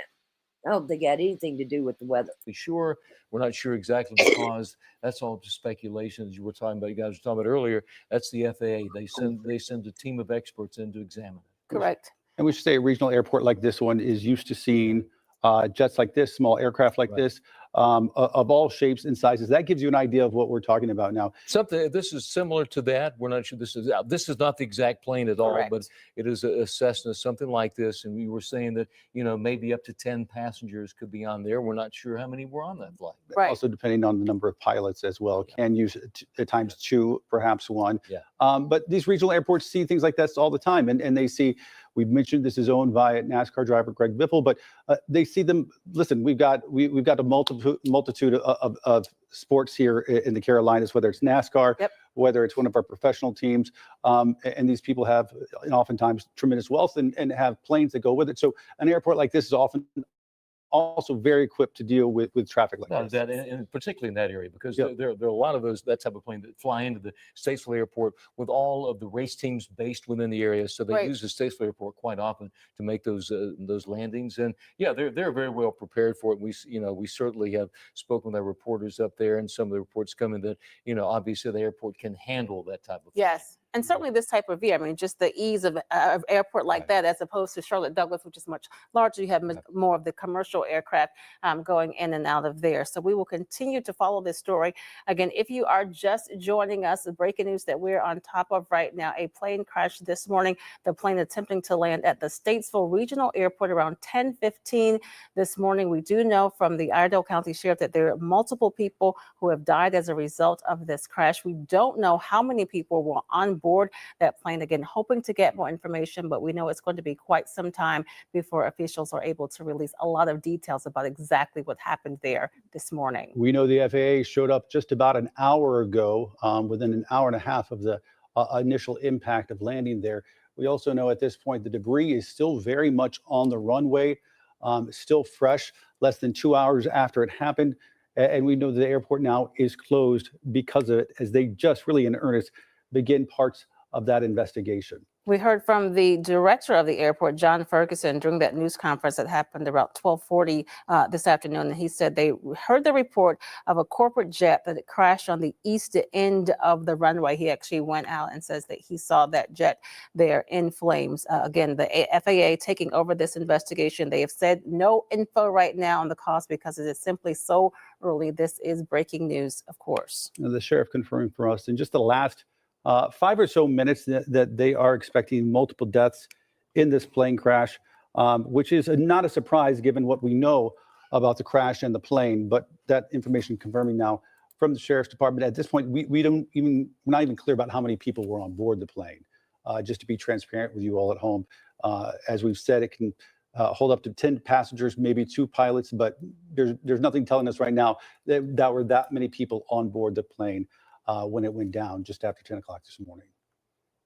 And again, that plane was a Cessna Citation II, also known as the Model 550.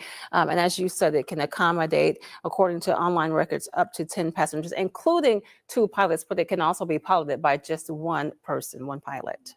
You know, in this area, there are so many of the NASCAR teams that use aviation. It's standard. From the smaller jets like this to even largers. I mean, there are a number of companies that lease jets out to fly them around. And, obviously, once again, the season's over, but, those individuals involved in that community are busy. They're always in conferences and flying all over the United States. And so once again, we're not, we know that there are people watching right now who probably think that they may know someone. We don't know exactly who was on that flight. We don't indeed. And just to your point, Larry, looking at the Statesville Regional Airport's website, they're saying this airport provides corporate aviation for Fortune 500 companies and for several NASCAR teams. So we know that they are used to seeing planes like this coming in and out of the airport there in Statesville. Yeah, the airport was certainly prepared for it. Yeah. It's not any fault of the airport at all. To the point, though, you're making, we do not know who was on board the plane. And it might be that no one in particular knows that right now, because private planes like this, corporate planes like this aren't required to keep the same passenger manifest as, say, a regular commercial airline or something like that, where they can tell you exactly this person was sitting in row 15B. Very It's not quite the same. So it could be that information about particular individuals might come out a little slower than it typically would. For sure. So we should not make any assumption. And again, once we get that official information from the FAA, from all over the NTSB, we'll internet certainly that it pass was that along to Greg you. Biffle Do we still and have live wife pictures that- available, control room? We do not have them do available. We do have, we'll go back to this photo. And once again, this is not the plane, but it's similar. This is the Right. similar We type think it's plane important in because size. we know when we say Cessna citation, that does not mean a lot to a lot of people. For sure. So we want to show you this as just a representation of we're not talking about a small two-seater plane. We're not also talking about a jumbo jet. We're talking about something like this. Yes. It's a corporate jet that Got can an fly a engine team, both sides. whether it be a sports team or whether it be a corporate team, to and from a destination. Larry, to your point, in this professional sports world, in some cases, this is the price of entry. It's one of the most extravagant prices of entry. Without a doubt, But yes, you need something like this when you are a high-profile person needing to get to where you need to go. And the sad thing, if you look back historically, there have been plane crashes carrying some people who were involved with NASCAR. Yep. Very well known. Some who were drivers and who were pilots as well. Others not. Some were in management. But it's a sad situation. It's heartbreaking to know that this is our community. These are our people. We know some of these people very well, although no one has been identified at this point. Regardless. Right. Somewhere, someone is getting the information. These are families, Yes. a week out from Christmas, getting ready to celebrate and instead getting news like this. Again, just the breaking news of the day so far here on WCNC Charlotte. A plane crash upon landing just after 10 o'clock this morning there at the Statesville Regional Airport. According to public records obtained by WCNC Charlotte, we can tell you that it's owned by a company owned by NASCAR driver Greg Biffle. That's as far as we can tell you at this point. This sort of aircraft, a Cessna citation, has up to 2 pilots and can hold up to 10 passengers. We also don't know how many passengers it was actually carrying. And we don't know the names of any of the passengers who were on board. We do know that the Statesville Regional Airport is closed until further notice as a result of this plane crash. We know that the FAA officials got there within the hour, so they have already started their investigation. And it's just going to take some time before we are able to get more details from them. When we do, of course, we will pass that information along to you right now. But they want to be very thorough as possible. Let's see here. Oops. We know that this is a small plane. It's a Cessna C550, also known as a Citation 2. It's a small jet, a small corporate plane. Usually seats around 9 people, though configurations can vary. And we do know that this plane was owned by a company in affiliation with NASCAR driver Greg Biffle, retired, of course. We cannot confirm anything about the plane. We do not know who was on it at this point. We do not know about deaths. We do have a map showing where this reported crash happened. We do know multiple deaths confirmed by Iredell County Sheriff confirmed to our colleagues over at FMY just moments ago that there have been multiple deaths involved with this crash. We have no ID. Okay. There's no identification. We know that that is confirmed. Okay. We do have a map showing exactly where this happened. Yes. Yeah. So this is really just heartbreaking news. And as you can see, this is happening right now. We are getting this information in within the last few minutes that there are multiple deaths reported here. I'm going to see if I can't speed it up.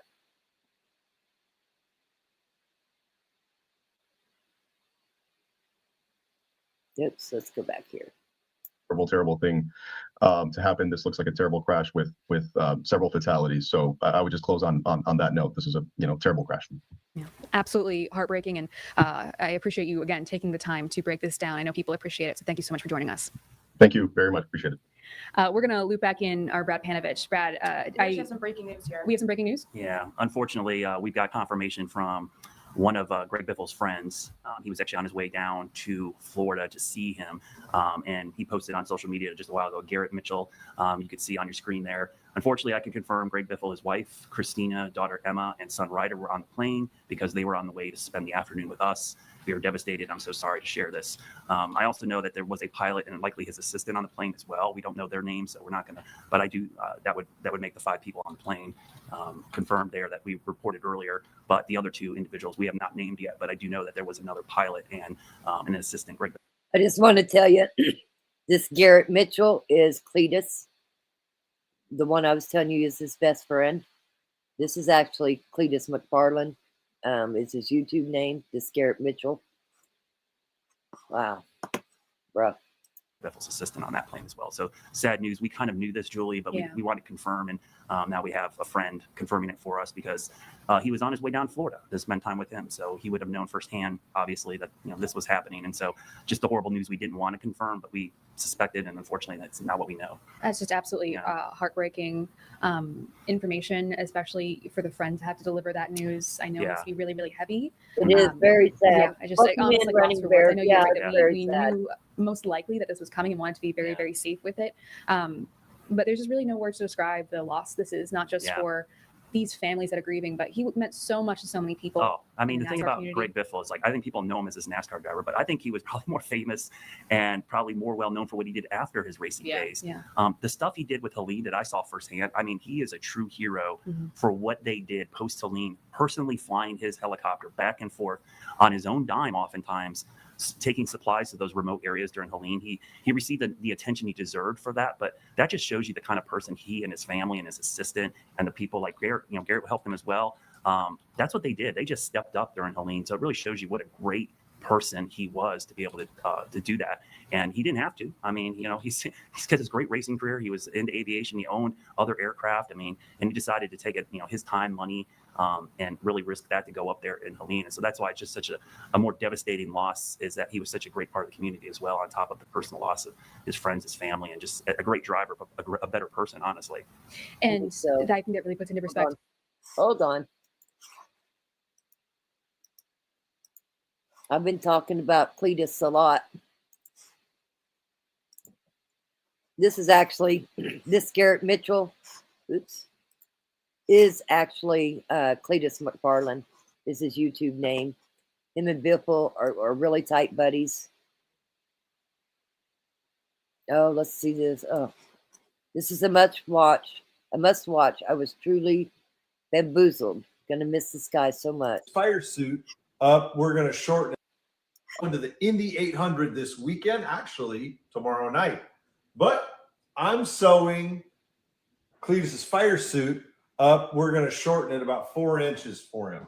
He left it with me, and that was a good thing. Double threading it too, so it'll be stronger. Absolutely. The problem is when you play a joke on somebody, They always get you back. they get you back. Can't wait. So when I give it to him, I'm just going to have it like that. It looks normal. It looks normal. Yeah. All right, one more leg. Dude.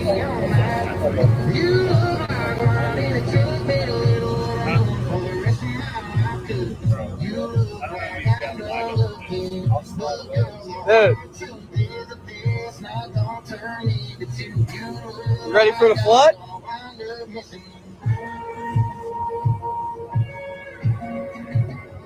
What the hell? What the heck you got going on there, dude? That short? You look like an idiot. When was this suit short? I thought this suit big good. The Biff hemmed him. No, he didn't. Yeah, you did. Are you serious? You're not serious, are you? I'm dead serious. He told me.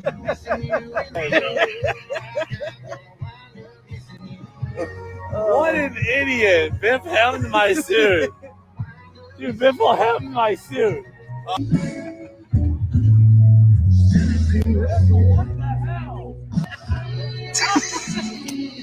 What happened? Someone sewed my race suit. That was funny. They were always playing jokes on each other. Like I said, I watched both channels on YouTube.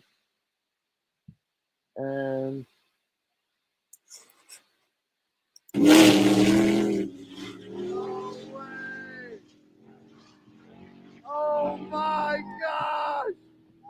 Oh my god!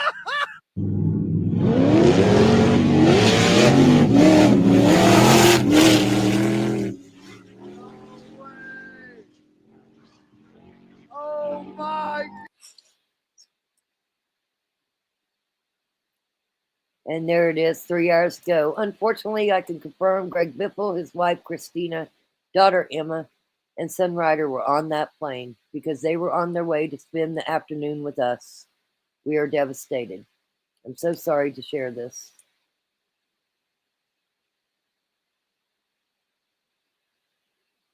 This is the guy that got, like I said, they did a race at Biffle's house, and this guy got hurt. He was in the hospital. He must have got out. Zachary Walker. There he was in the hospital 23 hours ago. There was the car.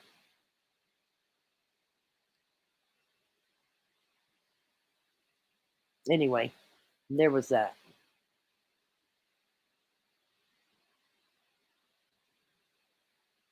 Okay, back to the other.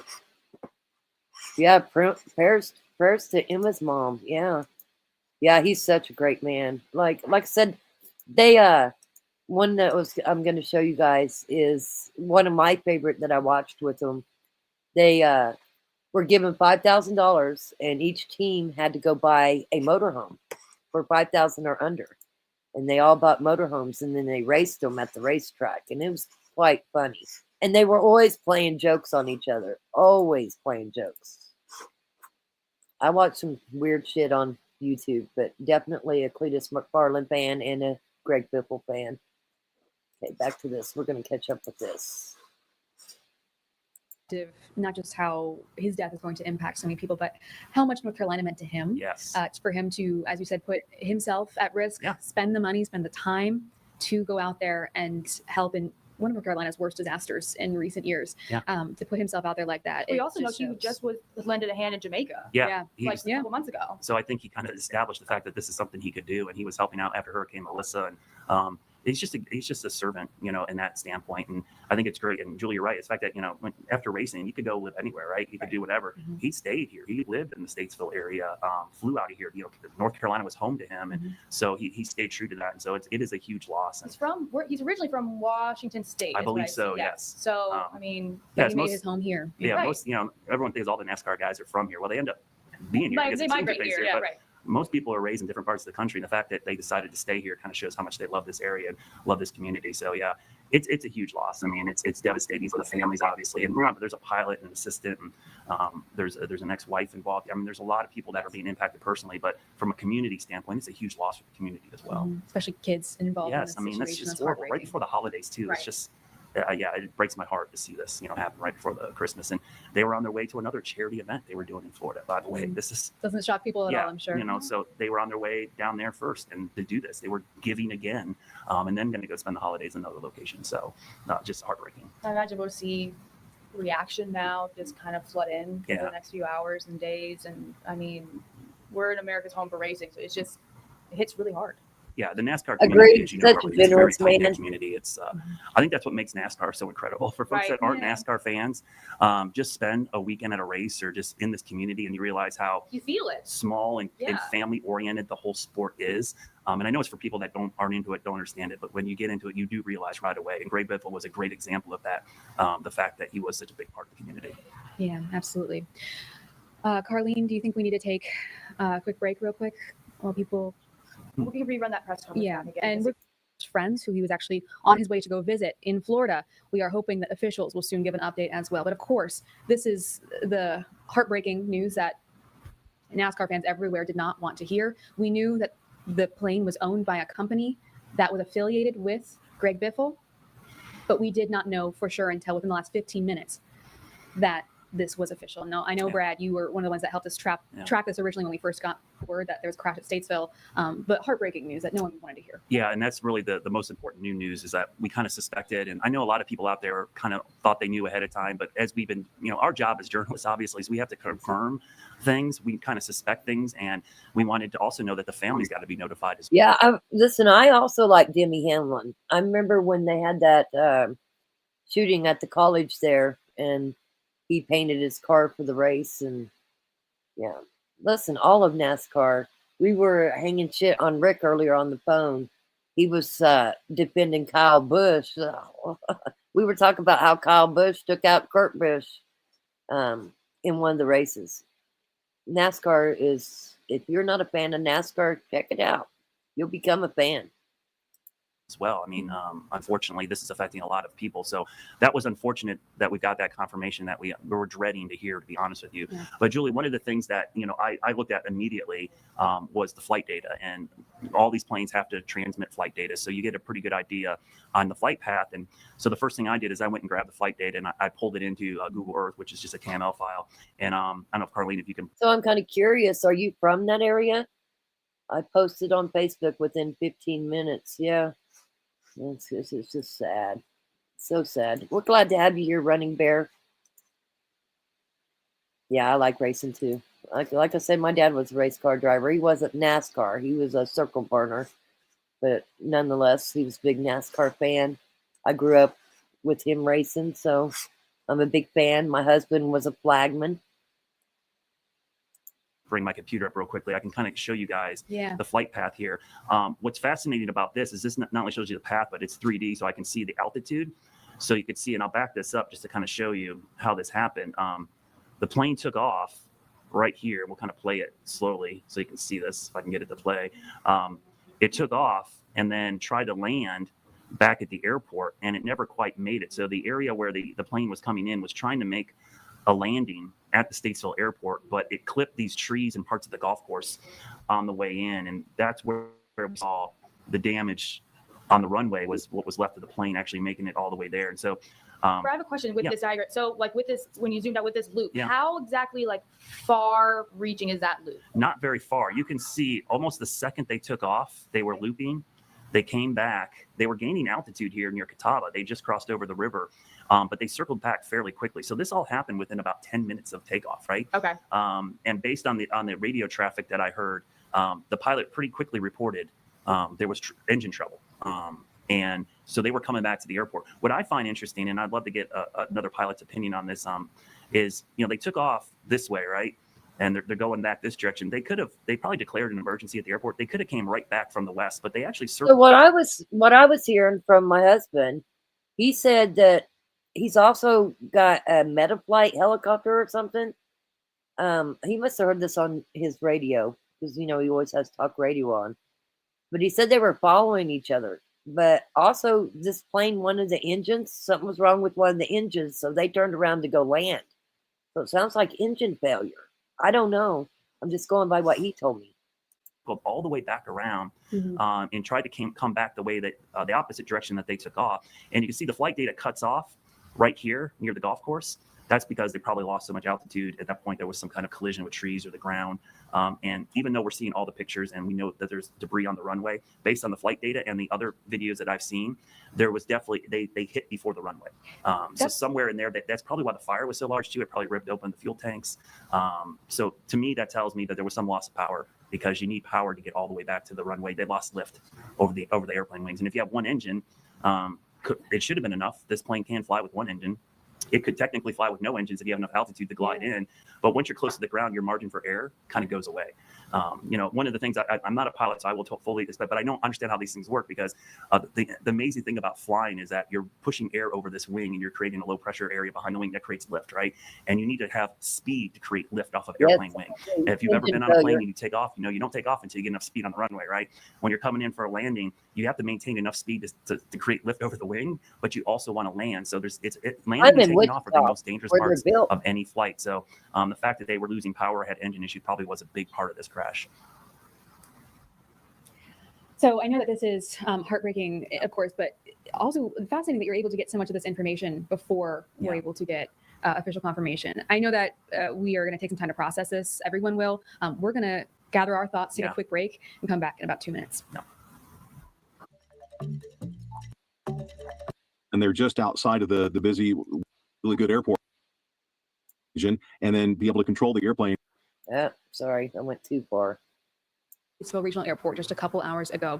Now, we are learning this from his friends, the ones he was on his way to go visit. And we, of course, have reporters out there talking to the community, getting reaction. Obviously, everyone is heartbroken. Of course, the NASCAR community is as well. We are also learning more about the plane crash itself and hoping to get an update from officials. So, Brad, I know you have looped in one of your experts that you know. Yeah, I want to bring in right now from our sister station out in Phoenix. He's a meteorologist as well, but he's a very skilled pilot. He knows a lot about aviation, did instruction. He's very familiar with these planes. Obviously, not going to know a lot about this particular crash. But I wanted to bring in Chris Dunn, the chief meteorologist from our Phoenix 12 station. And Chris, thanks for joining us. And I know you know a lot about the Citation 550 and you're a pilot yourself. Could you tell like our viewers watching online a little bit about like what is going through a pilot's mind when they're taking off and they report engine trouble? What's the process that they would be going through to maybe get back to the airport, or how does that work from a pilot standpoint? Well, thanks for having me on, Brad. The first process is you want to deal with the emergency, and all pilots, no matter the skill level or the certification level, you're taught to deal with an engine out, whether it's if you have 1 or 2 or 4 engines on the airplane. So you deal with the emergency, and the first rule of any emergency in aviation is fly the airplane. Now, I was looking at some of the observations in that area, and they probably were in the clouds at that point, or maybe not, but pretty close to being in the clouds. So that adds an extra dimension. Not only are you trying to deal with an airplane that may not be functioning properly, but you also have the fact that you can't see outside, which in a normally functioning airplane is perfectly fine. And we're not sure, or at least I have not seen from some of the reports, if they have checked on with air traffic control at that point, because Statesville is a non-tower controlled airport, which is fine. You just do self-announces. But if you're flying IFR or instrument flight rules into the clouds, you are given a release time, you take off, and then you check in with air traffic control. I don't know if they had an opportunity to do just that, but obviously there was some sort of a problem where they took off and they made an immediate left-hand turn coming back to the airport, trying to get back on the ground. So if there was some sort of an engine problem or an engine failure, the first thing you want to do is secure the engine and try to keep the aircraft under control, and then try to get it back down on the ground as quickly as possible. So if you lose one engine, obviously this plane can fly with one engine.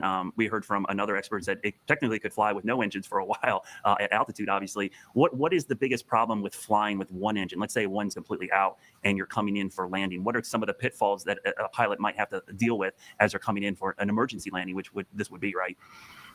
Yeah, certainly it can fly on one engine because it has 2.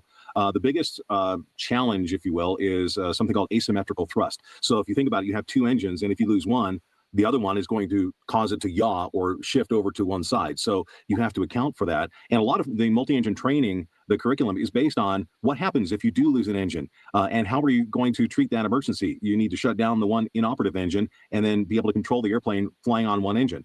So there are a lot of procedures that you have to do, and then flying an instrument approach on a single engine in a multi-engine aircraft, that's a big part of training and the recurrent training as well. So there's a lot of emphasis put into that in the training environment on operating on just one engine in a multi-engine aircraft. So the flight crew, don't know if there was 1 or 2. I believe the Citation 550 is certified for single pilot operations, but a lot of these operators do operate with 2 pilots up front, and that just adds an extra layer of safety.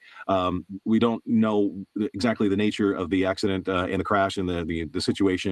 And of course, in the coming days, we'll find out more. We'll learn more about exactly what happened. But typically, flight crews at that level are very well trained to handle a situation like that. But as I said, you have layers of different things that are going on at the same time, and that can make it extra difficult to deal with a situation like that. So, Chris, I mean, they took off. You said it's an untowered airport, but Statesville Airport's pretty small for most airport standards, but a lot of commercial, I would say commercial, but private jets fly out of there because of the NASCAR teams. Would there be a reason for them to go back to that airport or try to go to another airport? The fact that this happened so quickly, was that just the best place to go right after they reported the trouble they had? Yeah, and if they were, their mindset was, we got to get this on the ground right now. We just left a perfectly good airport right behind us. Let's do a U-turn and get right back down on the ground. If they had everything under control and things were stabilized, they could declare a Mayday and try to get back into Douglas, the big airport with a lot more facilities and a lot more emergency response there. But I think their mindset was, we got to get this on the ground. We got to get it on the ground now. We just left an airport behind us. Let's turn back around and get back down on the ground. Again, I can't put my mind in the minds of the pilots on that airplane, but that would be my first guess as to why they turned back around and try to get back down to the ground in Statesville. Yeah, I appreciate that, Chris. One last question before we let you go. I really appreciate you taking this time, and I'm glad you're giving us this input. We don't know a lot of the information, but from an aircraft standpoint, you're familiar with this aircraft. What can you tell us about this specific aircraft? What is its typical usage, passenger load, those kind of things? What would this aircraft normally be used for? Yeah, exactly what they were using it for. Executive transport, business aviation, the Citation 2, the line, the 525, 550, to be a little more technical. Very popular business jet. This one, I looked up the number. I think it was manufactured in 1981, which is not a big deal. You think a 1981 car wow, that's really old. But for an aircraft, not so much, because every airplane in the U.S., in order to legally fly, they have to undergo an annual inspection. That doesn't that goes for the airliners, business jets, even the small trainers. Everything has to be inspected annually. And in addition, those inspections are much more in depth on a jet aircraft. And then the insurance requirements are usually pretty high. So you're dealing with a lot of levels and a lot of layers of certification, of the training of the aircraft. Typically, the aircraft, 6 to 8 people on board. And you can do 1,500-mile legs, 2,000-mile legs. So say from Charlotte to New York, that's an easy hop. Charlotte to Miami, Florida. My understanding was this was heading down to Florida and then out to the Bahamas. A pretty common mission for this aircraft. So they are used for personal transport, for business transportation, and Statesville is perfectly fine to use that airport. 7,000-foot runway, plenty of runway length. And they're just outside of the busy, what's called the Class Bravo airspace in Charlotte, which is a highly restricted zone of airspace. So they can take off and they can land. They don't have to even talk to anybody in air traffic control unless they're flying into the clouds and on an IFR flight plan, which they most likely were. And aircraft like this typically are. So once they get in the clouds, then they check in with Charlotte approach, and then they're handed off to Washington, D.C. Center or Jacksonville Center or something like that. And so the different layers of air traffic control will handle them. But again, it's really early in the process, and we're trying to just look at some of the details and pick apart what went on. And I'm sure. Hey, let's see if we can't catch up some more.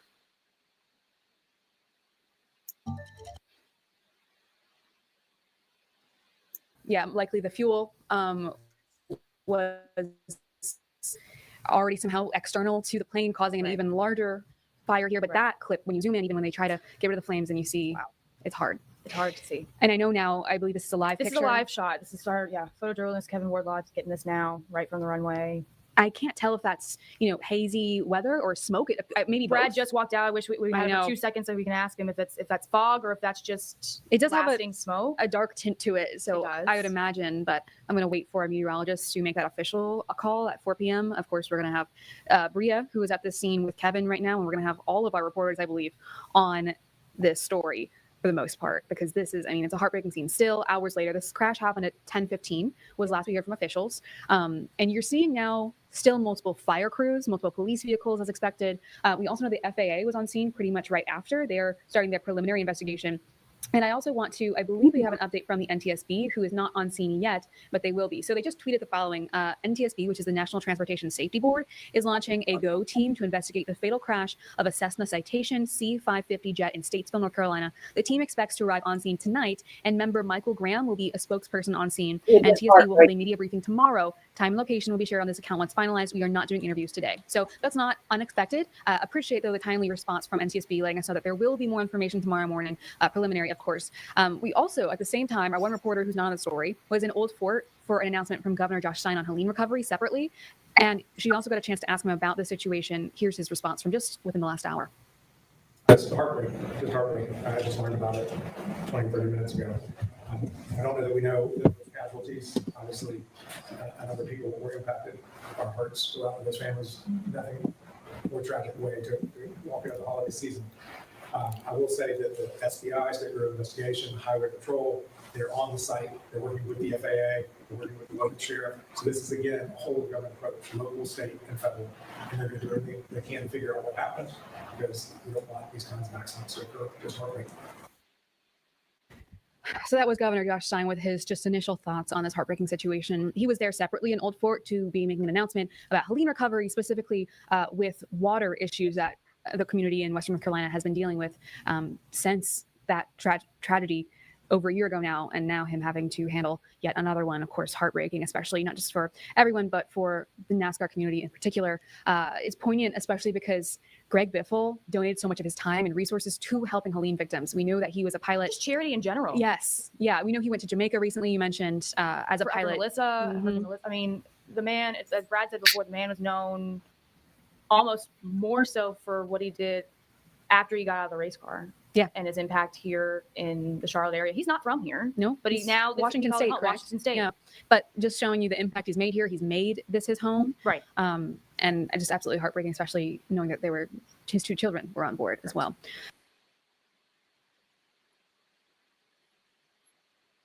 the three big questions you have based on what little information we have right now? Here's what he told me. One, who was in the front of the airplane? Who was actually manipulating the flight controls at the time of the event and what transpired? Two, what was going on in the aircraft with at least following through with trying to get the airplane back to the airport in an expeditious manner? And three, what kind of recent maintenance history is there with not only the aircraft itself, but the two engines?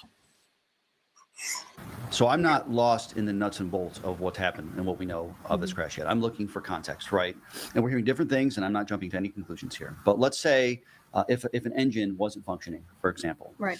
What he tells me is that pilots are trained with experience to find a way to get a plane back safely with one engine, unless an engine, something happens where a pilot loses control of the aircraft, and then at that point, you don't have the ability to control the plane. Also, he was looking at the flight path. I know Brad has been showing that to a lot of people. To him, it raises a question of why it took so long for the plane to circle back around. Interesting. And he said it could be a variety of things. Maybe they didn't have control. It could be they were trying to figure out what to do. And he also said, even though the weather, Larry has talked a little bit about today too, the weather likely wasn't a factor, but I believe there was some fog, could have been an issue too when it comes into the descent. We don't have the maintenance records for this plane. That's something that investigators will ultimately look into as well. So, when you look at this kind of a situation, the whole goal of an investigation like this will be so that this never happens again. Of course. That is the goal anytime, Washington, D.C. comes to our area to investigate a No. plane crash. And He wouldn't they're have going to neglected figure his out, aircraft. I agree. Did the plane hit a bird or an animal? Not only that, Learjet. We've got Learjet here. We've got Cessna, which is Textron. Textron and Beech Aircraft or Cessna and Beech Aircraft are now one. They're Textron. But my father worked for Beech Aircraft. He was hired by Ma Beach. And when he passed away, he was still working for Beechcraft. He was there almost 45 years. And then we got Spirit. That's not Spirit no more. Boeing has bought Spirit back. So I know that so many stars and stuff bring their Learjets back here for maintenance because we see them around town. I don't think Biffle would have ever let anything be neglected either. So it's kind of strange, huh? Well, I don't know. We don't know what happened, right? But these are all in the realm of possibility. Was there a mechanical issue? And I don't know if you all knew this, but one of our editors pulled some video from 2011 when Greg Biffle was in a minor crash in Kentucky. Are you guys aware of this? Have we talked about this yet? No. Some landing gear had some issue. And thanks to his pilot at the time, they were able to safely land with minimal real issue. But, when it comes to this particular plane, Greg Fife told me it's a reliable commercial business plane. And, nothing from the, what limited information he's seen raises any red flag right now. Interesting too, just the pieces coming together. The fact that based on these public records, we're able to see the flight path before we know exactly what happened. It's just interesting to be able to do this live. Deeply upsetting, of course, but to watch these pieces get put together before we get that official confirmation. Of course, Right, and people naturally speculate, but interesting what is available already. Yes, and in Statesville, we don't have access to the air traffic control radio. Yeah. Now we would around here in Charlotte, but we don't in Statesville, so we don't know what the aircraft was saying. I did listen to some of the medic and fire calls that went out. It was pretty much an all hands on deck situation to get people out there quickly. But no real information. So yeah, you kind of piece it together, and we don't want to jump to any conclusions, right? There is plenty of time to figure out.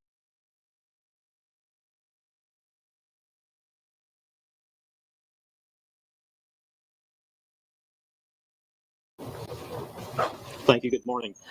Like we said, approximately 10:15 a.m., we got a report of a Like they're just replaying stuff. But I'm skipping to it. Sorry, I had to mute myself because my daughter called. corporate jet that crashed off the. Oops, what was that? To places that were really inaccessible any other way than by helicopter or plane. And so that, I think, is going to be a huge part of his lasting legacy. Of course, though, we're hearing from people who knew the family as well, specifically Joel Edmonds, a longtime spotter for Correct. Biffle. Joel Edmonds was Biffle's longtime spotter. If you're not familiar with the sport, spotters are like your eye on the sky. They're on the top of the track for each driver, helping them guide them through a race. Of course. So they're very Necessary. close entwined. Like they're as important, almost as important as a driver is. So Joel Edmonds, I guess, tweeted this 4 hours ago about Prey. So Prey Griffin, a fellow spotter, longtime legendary spotter, said, "When I saw this earlier today, I didn't immediately reach out to Joel. Then I got a phone call asking me questions, so I texted him. His response sent overwhelming sadness. I've spent the majority of the day reflecting and remembering since. Life seems so unfair at times. Just these are people. Like, I mean, you know, we see so many statements and things like that. You can just see in that statement, like, this is as real and raw of a reaction as you can get. Yeah, it's really heartbreaking. Just the situation itself.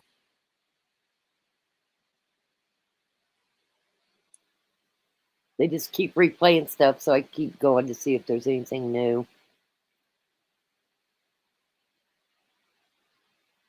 I'm gonna share something here in just a second. What's this? This is new. Let's see here. On this investigation. State Highway Patrol members have been here throughout. Our role is to secure the scene, ensure the preservation of evidence throughout the day and into the day tomorrow until they arrive. It is believed of those 7 occupants that Mr. Greg Biffle, 55 years old, and his immediate family were on board the aircraft. The reason why we can't give you a definitive list of those 7 occupants is because of the post-crash fire. So just like we would treat a automobile crash, unless we can look at an image and look at a person, we just can't tell you for sure who those people are, although we might have very good indications of who those 7 people are. Now, as we are learning more about today's tragic accident, we also take a look at Greg Biffle's racing career. WCNC's Danielle Stein in studio, live now joining us with more. Danielle? Yeah, a great driver. And from what everyone is sharing as well, it seems a better person, a career that saw a number of wins, leaving a hole in the heart of the NASCAR community. Here comes Biffle.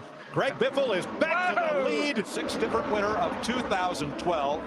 Greg Biffle wins. Greg Biffle, or often known as the Biff, quickly rising the ranks in the racing Thanks, world to become Hawkeyes. one of the sport's most accomplished drivers. A career spanning 3 decades and to coach, the Washington native relocating to Mooresville, the heart of the NASCAR world, when his Cup Series career was just taking off. Feels so good, you know, especially leading most laps. We got a bonus point for that. Still leading the points, stretched it out a little bit, but dang, we want to win. Yeah. And we want to win in our backyard, but we'll keep working at it. The Biff won a lot, named the NASCAR Craftsman Truck Series champion in 2000, then moving up to the Xfinity Series the next year, named the Rookie of the Year in just the following year. The 2002 Xfinity Series champion, the first driver with championships in both.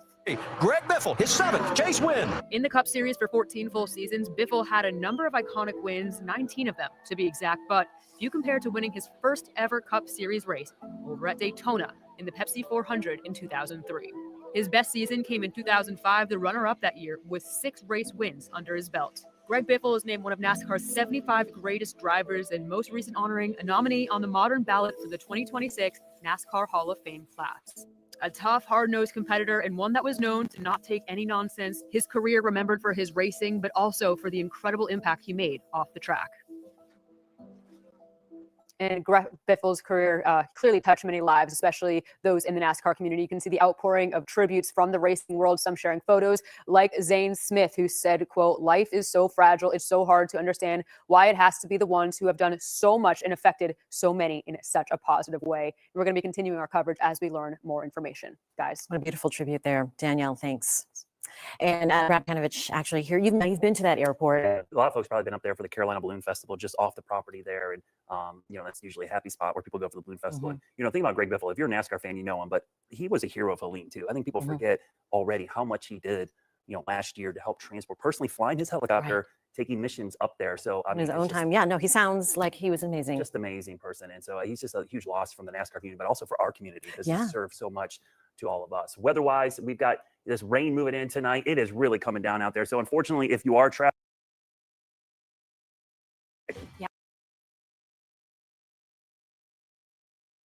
back quickly, that's not weather related. We have a mechanical issue. We're trying to get back to the airport. Now, weather could have made it harder to land, but that doesn't look like that's a big factor. And Former Governor Jim Hunt. He devoted his life to serving the people of North Carolina. And North Carolina's current governor, Josh Stein, posted on social media within the last 30 minutes. He shared a photo of the two of them together, saying Hunt was a visionary who really championed education reform. A cause of death for him has not been given. Inflation shows signs of cooling.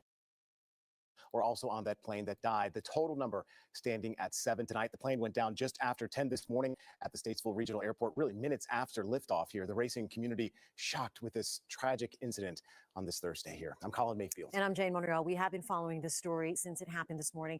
We continue with our coverage tonight. But first, we do want to start with WCNC Charlotte's Siobhan Riley. That's right. Siobhan joining us outside the NASCAR Hall of Fame in Uptown, which of course commemorates so many of these legends, but specifically Greg Biffle tonight. And Siobhan, how is the NASCAR community reacting to this? Specifically, you spoke to one man who just had a lot of emotion about this. Yes, Colin, it has been a somber day here at NASCAR Hall of Fame. We have seen people coming here about an hour ago, coming in and out of NASCAR just to pay their respects and just sending tributes tonight. Many people still cannot believe NASCAR driver Greg Biffle and his family died in that Statesville plane crash. As soon as news broke, the NASCAR community, they took to social media saying they are heartbroken. One of his former teammates, Harrison Burton, writes, "I was fortunate enough to be teammates with Greg for a short time and will always remember how he treated the community and how he treated me when I was going through one of the hardest times in my track career. Truly a horrific loss." I asked a NASCAR fan and a racer what this loss means to him. He says it makes him think about his own loved ones. My own family and travel with my own family. It's hard when the family's impacted with travel or whatever. It's difficult. And that fan who you just heard from, he says he has been following NASCAR since he was a child. What's really compelling is just to see the reaction from the community. So many people talking about what Biffle meant to them. We are still working to learn what caused that plane crash. As soon as we find out, we will let you know. Live in Uptown, Siobhan Riley, WCNC Charlotte. All right, Siobhan, thank you. The Charlotte Motor Speedway posting today as well. They say that Greg was the consummate competitor on the track and a true humanitarian. We're praying for his extended family and everyone impacted by this tragic loss. Tonight, we're also learning about the impact of a deadly plane crash, of course, in Statesville, involving that retired NASCAR driver, and what it's doing to individuals up in his own community. That's right. Investigators, while they're focusing on what happened, what went wrong in the air, people in Biffle's own neighborhood, they're in Mooresville, grappling with the loss of the man they knew, came to love, someone in our community. And WCNC Charlotte's Miles Harris bringing us that angle from Mooresville now. Miles? Yeah, Colin and Jane. See, neighbors in this community, they say that Greg lived here in Mooresville for about 15 years, and they say that he was every bit of a good neighbor, a good community member, and that now they are paying tribute to him and his family with this memorial that they were starting to build really in the downtown area. As you can see, this was his walk of fame, but people in this community, they have been spending the last couple of hours or really throughout the day really laying out those flowers, laying out those roses, really remembering him and his family following this tragedy. Now, as news of the crash spread, neighbors in this community, they say that disbelief quickly turned into heartbreak. Many residents, they tell us that they knew Greg Biffle as a friendly presence, someone who was simply part of this community and was willing to do anything to help and uplift anyone in need. And people here in Biffle's neighborhood, they say that this news, it hit close to home. I'm in shock, just surprised, and it's just heartbreaking for his family, especially this time of year, and being Christmas and living right here. Just your neighbors, your people. We didn't know him, per se, but just seeing the family, hearing about it, it hurts. It's a shock. Now, there is no word of when we'll get the latest update on that investigation, but for now, neighbors here, they tell us that they will hold on to each other and keep their thoughts and their prayers when it comes to the Biffle family with them as they continue to hope and pray for those answers. Over now, reporting live here in downtown Mooresville, I'm Miles Harris, WCNC Charlotte. All right, Miles, thank you. Well, let's get over to the forecast right now, as we know that the rain is coming down. I want to show you guys something else. I probably won't be able to play it all, but I'm going to share the link to. This is probably one of my favorite YouTube videos. I think there's 3 parts to it, but I'm going to copy it so that you guys can click on it and go see it later, but I'm going to play some of it. This is where they had $5,000 and each team had to go buy a motorhome. $1,000 RV challenge where we're gonna buy cheap RVs and road trip them to Talladega. Yeah, Talladega. So we're gonna be sleeveless camping on the way. We gotta get RVs today. Here's your. Hey, that is Cletus McFarland. Also, Garrett is his real name. Cletus McFarland is his YouTube name. And him and Biffle is in so many videos together. They were buds. This is the guy that said that Biffle and his family was coming to Florida to be with him and his family. $5,000. We got Team Jackson, Biff, and Mr. Sam. We got Team Zach and Ty, and you got Team Cleet and Squirrel.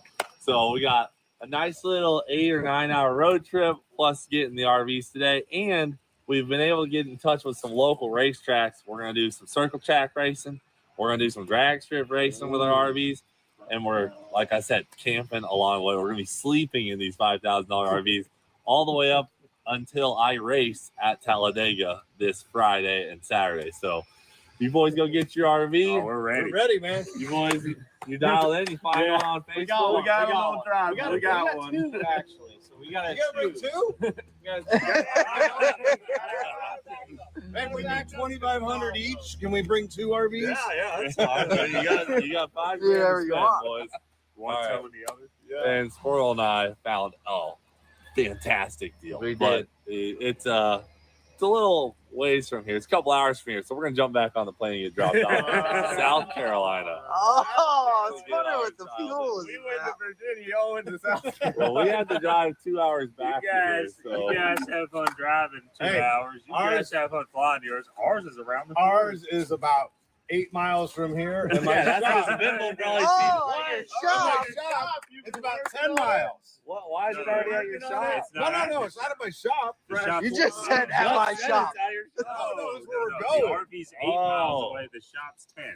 Doesn't sound fishy at all. Wow, I think we have potential cheating already happening. No, not at my shop. Only photos. All right, wait. Let's. What are some ground rules for cheaters?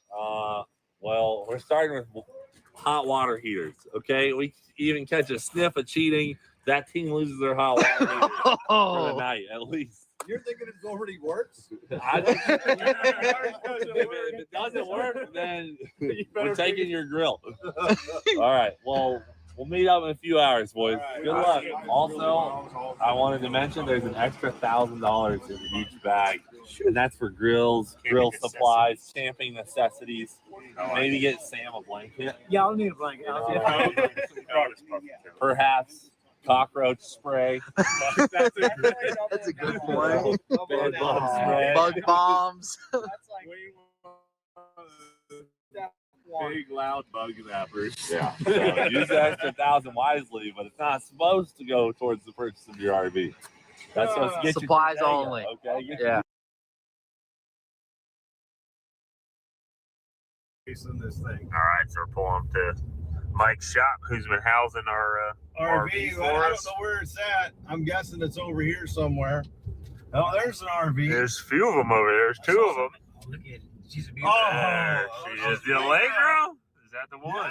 There she is. Yep, there she is. Look at this. Man. The Allegro. Oh. She needs a tune. Definitely needs a tune-up. Oh, yeah. Hey, we got a hitch. Oh, it might just be the gas that's in it. Smell it? We are downtown. Yeah, we got a front hitch. We can be towed if necessary. Got a sideways. Look at the battery. We got a sideways The battery's battery. falling out. How did this thing run on the way back, Mike? Like a brand new one. All right. Tires don't look horrible. The guy said he had some tune-up parts, but he never got a chance to put them on. Let's see what we got inside here. Oh, look at this rig. What's up, boys? Straight back from Myrtle Beach. And look at they got that stuff. They threw that in. Distributor. What do you think, buddy? I think it's great. Hey, Dude, this is a nice RV. Oh, the TV might have fallen off the wall already. What we got? Did it fall off the That's wall? probably the shower. Oh, yeah. Did he say if any of this stuff works? He said everything works. The generator needs a little bit of help. But Okay. no, everything works. Doesn't every They got generator? food in the fridge already? Whatever this is. All right, what an absolute unit.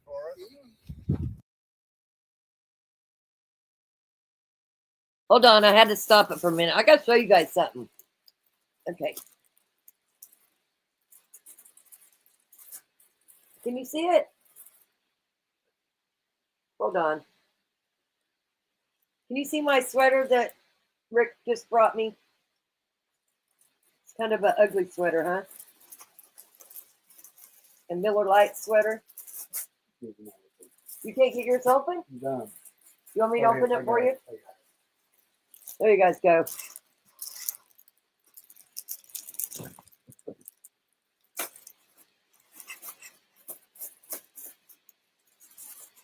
The Miller Lite sweaters.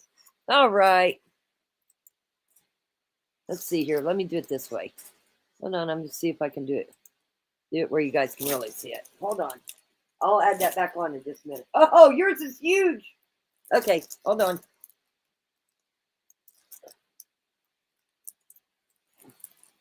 Can you see it now?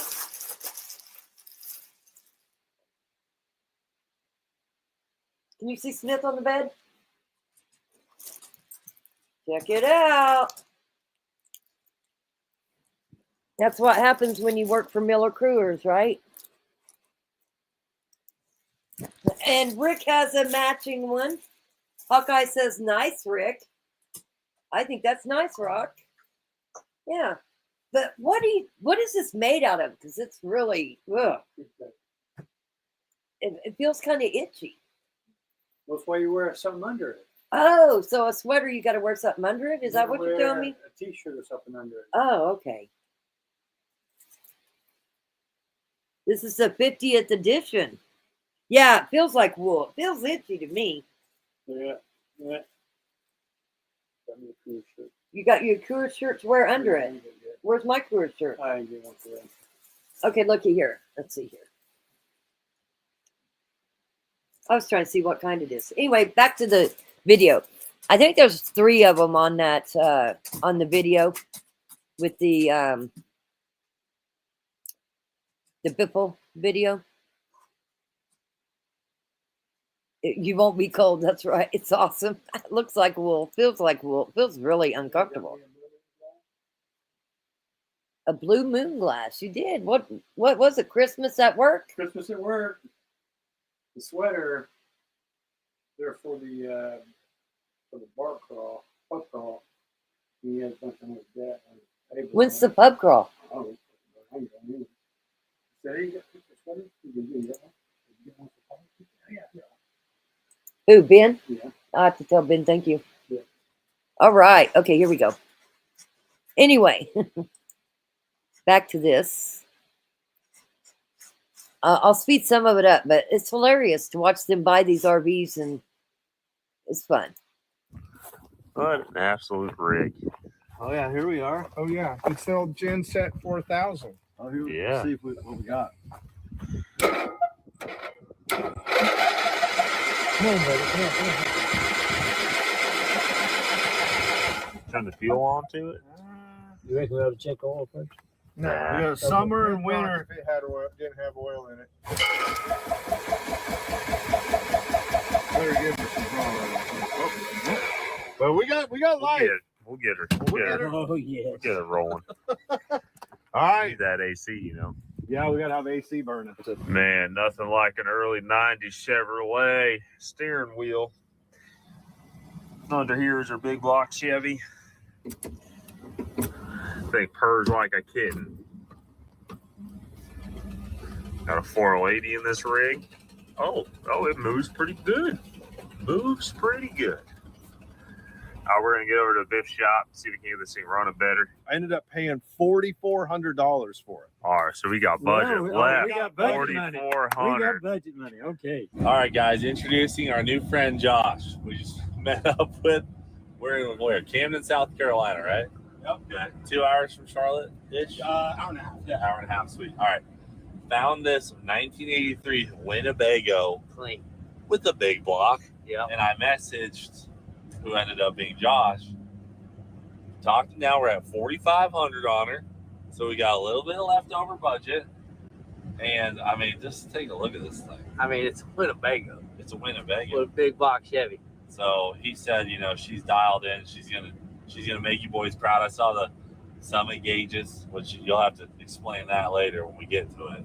But she looks like a promising unit. We're gonna go check it out right now. He was kind enough to pick us up, give us a ride over there, and then if all is well, we're gonna haul tail back to Charlotte to meet up with the boys. What can go wrong? Nothing. All right. There you go. Yeah. Oh, she's right here on the right. Oh, nice. She Good looks spot. good. She looks real good. What's the water hose for? Do the radiator hose in it before you guys can. Oh, solid. Fresh radiator hose? Yeah. When's the last time old girl ran? At least 6 months ago. 6 months ago? Oh, that's not that bad. Fast forward a Oh, little yeah, bit. look at the 'Cause I'll never pictures. get through all this. So he buys that one. Talk to me about that. Right. So I had it apart, and then because there was a small leak there, so I had it apart. Anyway, that guy, they tried to Cletus tries to get him down from what he was trying to sell it for, but the guy wasn't budging. So they ended up buying it anyway. 500 in it. It's got a microwave. Yeah. We just get all the electronics working and I know whatnot. the water works. And that old guy, he don't come down off of his either. So here we go.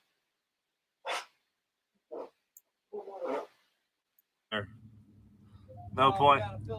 Nope. Again, And the radio doesn't work. I'm not gonna lie. Really nice. Jeez Louise, it's like fancy. Holy crap. No way. We're all pulling up. More than the drag ours weight. is the coolest by far. Oh my gosh. Who got that one? We might not be in bad shape. Oh my dude. Who got that? That's the same one we said we should have got. Oh my gosh. That thing is a rig.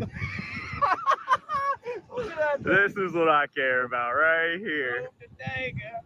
Oh, they already got the paint just like us, dude. They're so far ahead. Dagger!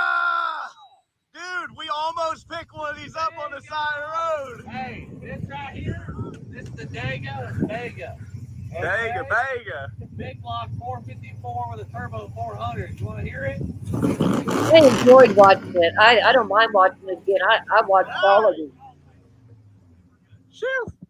Y'all got the Make sure Allegro. they have to spray for roaches. That wasn't a joke. With the 4080. Yeah, we got a 10-cylinder. Oh, shit. We didn't even get the 10-cylinder. No, one by one here. One by one. Ours is not much better on the inside than yours looks on the outside. All right, shut her down, man. Shut her down. Oh, this one is nice. Look at this window. Yeah. The window's great. Oh my god. She's a bust, bud. What did you guys spend? 50 How much grand? is this? It's $5,000. This thing? Yeah. This thing is nice. This thing was 4,600. Yeah, okay, and I'm not married. Wow, 4,600. I don't know about that one. That, just look up here. There's Flex Seal tape covered by Flex Seal tape covered by Flex Seal. Okay. Yeah, we got that. We need more. Well, then let's start with Biff and Jackson and Sam's RV. Okay, you guys want to show us around? Come Show us on, how a little Biff, tour? Yeah. Come on, Biff. Get in here, Biff. Okay, right here we have beautiful This is nice. bed Wow, this is nice, set. This dude. here folds down into another bed. Back here we got Mr. Sam's bed. Really? Mr. Y'all Sam's have in the beds? master? Look at it. Wow. We got his flat screen TV that fell off the wall. Holy crap, look at the bathroom. Nice. Yeah, she's a rig, bud. It smells Jeez about like Louise. How dude. much do y'all charge for showers in this one? You guys got the nicest looking one. 150. Shiny. Just wait, brother. Just Yeah, this. they got two freaking bathrooms. A two on one bathrooms? side, so you can shower while someone's shitting, you know? Microwave works.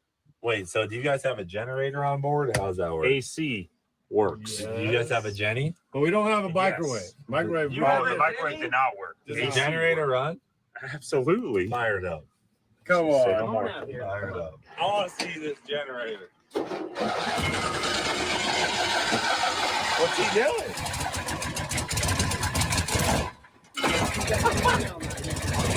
What'd you tune it yourself? Wow. It is purring. What's up with the oil? Just in case? You guys already doing oil change? Well, look at the TV up there. Yeah, look at that. My Panasonic, bud. Okay. All right. Motor runs great. Got quieter just now. What the heck? What's going on with that thing, Biff? Motor runs great. Well, it's TBI. You can't figure out TBI. It doesn't like it. Down the road. Really? Is that right? I've had a couple of them. We hit 85. Hold on. I'm gonna fast forward this a bit. Let's go to the next one.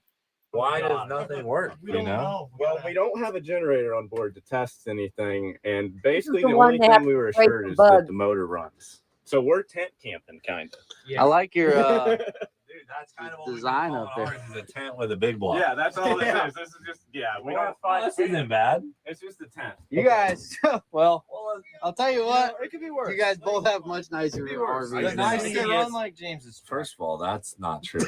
Second of all, we have all night to fix them. And by the way, we want to consider getting some advice from you about our generator. Yeah. So if maybe we can make a trade, you can use our shower. If we can throw a cord to you, to charge our phones, then we're dialed. Let's get it fired up. I'll fix how your fridge works. Go see the one Cletus spot. Here's one Cletus spot. But I'll rev it up. What about this table? Look, you guys. Yeah. We can never get lost. They got the U.S. map on here. Guys. Yeah. Come in. Subway called. They want their wallpaper back. You like that? Oh, boy. You guys want to feel power? Oh, James! The table exploded. You broke our table. I just sat down. You idiot! I didn't break that. I had when he floored it. You can never have anything nice around here. That table.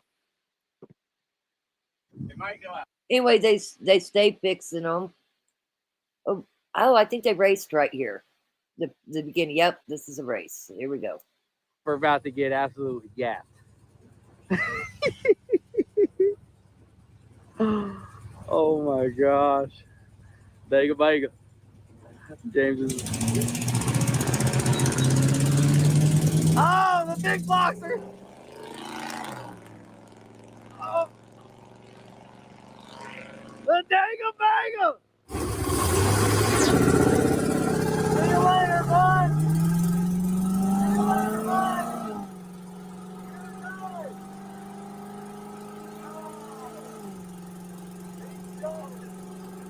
With the cap.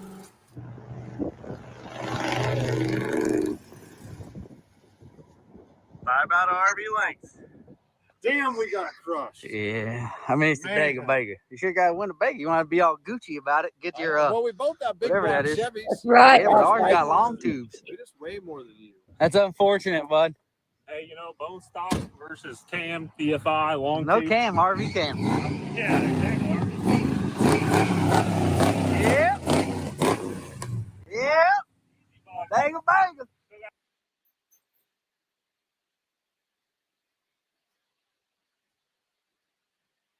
I'm gonna fast forward. Oh, there's Dale Jr. I forgot they went to Dale Jr.'s. People pay big money for the vine. He's old as Brad. Actually. All right. And then this is. If you're a Dale Jr. fan, there's Dale Jr. And this is the Biffs and Jack Stan. This is the Now the Biff bought his early. Good to see you. He cheated. The Biff bought his early. She's nice. What kind of penalty do you think exists for Did buying your he RV? buy it under? 2 weeks Couple early. days and early. worked on it in I've advance. been looking for like a month. But did you adhere to the what was it under $5 grand? Oh yes, absolutely. So he Hey, says. I think that's all that matters. 4,300. I like Dale too. 4,300. Yeah, something like that. That ain't bad. AC both ice cold. 4 times 40. So to tell you a little bit what's going on, Cletus made a Dale Earnhardt truck, and Dale Earnhardt's going to drive that truck. I don't remember if he drove it in these videos, but that's why they're at Dale's, because they also want Dale Jr. to drive this Dale Earnhardt truck. 46, 44. All right. Now 43. And then a little bit. Oh, there's Dale. Create a family. They are Oh, live. most definitely. Only once a year do they lay eggs. And then there's more swans. Yeah, but it's very. It's kind of a gift that keeps on giving. Oh, I forgot about that. Okay. So I forgot that Cletus bought Dale Jr. some swans. Quick glance at the 3. Oh. That was I like President the. Dale. I mean, Biffle's is probably the one I'd stay in of Yeah. the three. Oh yeah. Yeah, Oh, that's, AC. But that first one. that is the Winnebago. one- That one needs a restoration. It was But the it's fastest at the screens. drag strip. Yeah, it's a classic. Screens And it's done Talladega, nice, right? too. The Exactly. screen's Dega. Yeah. All right, now last thing we brought something for you because we wanted to just get you something. You're a nice guy. How y'all We doing? want you to level up in life. Nice to meet you. What's up, man? How are you, Brett? And we know you got a kick-ass pond, Oh my God. so we got you Are your you own serious? swan. Are these your swans? No, these are Your yours. Are you swans. just trying to give me This your is swans? 2 new swans, brother. Ain't no way. Yeah, we got you a couple swans, brother. Your life is Travis about drove to up change. here for Are you serious? He's a swan dealer. Yeah. So, What do I need to know? Like, Cheerios. Your life is about to get a whole lot Yeah, it better. looks cool. Okay, better. People didn't call me before I had swans. Now you're texting me. You know, I mean, look at the way. Who's gonna text you is what we're wondering. We don't know. I think it's probably going to be bring them and leave them in the pond. Wow. I mean, that's shocking. Surprise. Surprise. And they live for like 30 years. So. Oh, man. They're allowed to create a family.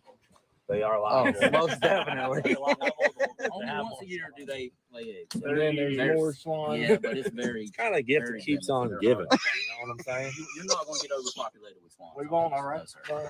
Plus, if you do, then you got. Always gift more swans. Yeah. That's the thing. We keep it going. Yeah. Biff needs swans. It's a gift that keeps on giving. Anybody with a pond needs a swan. They might swim away. You got a pool, yeah, and a jacuzzi. All right, let's go drop them in and see what happens. And then we'll leave you alone. We've been bugging you all day. Yeah, we've been harassing him. We're like, we have to. He was come. so persistent. He's Yeah. like, we gotta come by there. I'm like, man, I'm coming in from Texas. I I'm don't know." tired. He's like, no, we're coming. I gotta come. 5 minutes. 5 minutes. Also, not to intrude, but we're gonna camp on your shore tonight. We're wondering if you had a place we could drain the RVs. We need an extension cord from the house if able. That one y'all have is pretty awesome. What year is it? The RV? Yeah, yours. The Dega Bega? An 83? Yeah. 454 big block turbo 400. Ran a 13 in the 8th mile just now. Yeah. Smoked all the other ones, obviously. Oh, did you 12? Oh, never mind. I ran a 12. Yeah. Travis, is this a good pond? Yeah, I think it'll work. Go bigger than yours. So. Yeah, this is perfect. Yeah, it's a nice place for swans. We're not comparing pond sizes here. Didn't have to throw that on me. Way bigger than yours. Just so you know, the male, this is the male. He'll have a band on his right leg. I mean, Cletus kind of kept us long today, so I had to find him something to eat. So I gave him some Oh, is Cheerios. that? Cletus said that was I feed mine Cheerios. They seem to. This is the female. She's a little hissy, puts in the tray. You can see her band on her left leg. So they have a band with my number and an ID number for the swan. She's Pretty number cool. 150. He's number 100. Oh, that's nice. Not that you'll ever need that, but that's who they are. I like it. So they eat a little bit of feed, Dale. But with this pond, like with this algae and stuff, they'll clean all that up. They eat all the algae out of the water. They're gonna get dialed in for you. They're not going to eat much feed on this pond because there's so much algae. They're going to clean all that up. This pond's been begging for swans, don't you think? I think so. Yeah, it's a good pond. Look at him go.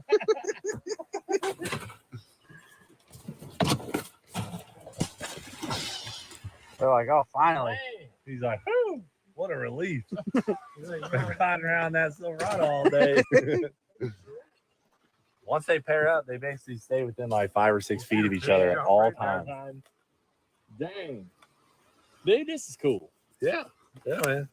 We want to hook you up. You've been bringing them up, and I don't know. We just thought it'd be a fun thing to bring them up with us.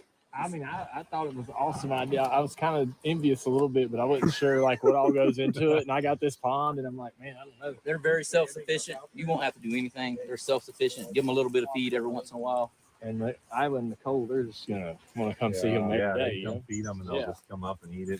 There you go. 30 years. You got some swans. Yeah.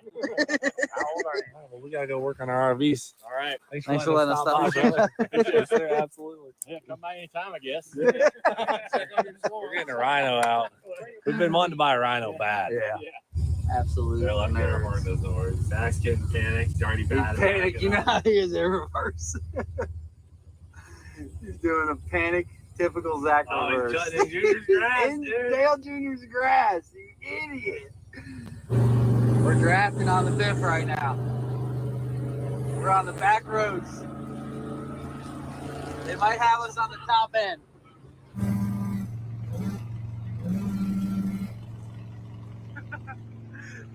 We'll tap and go.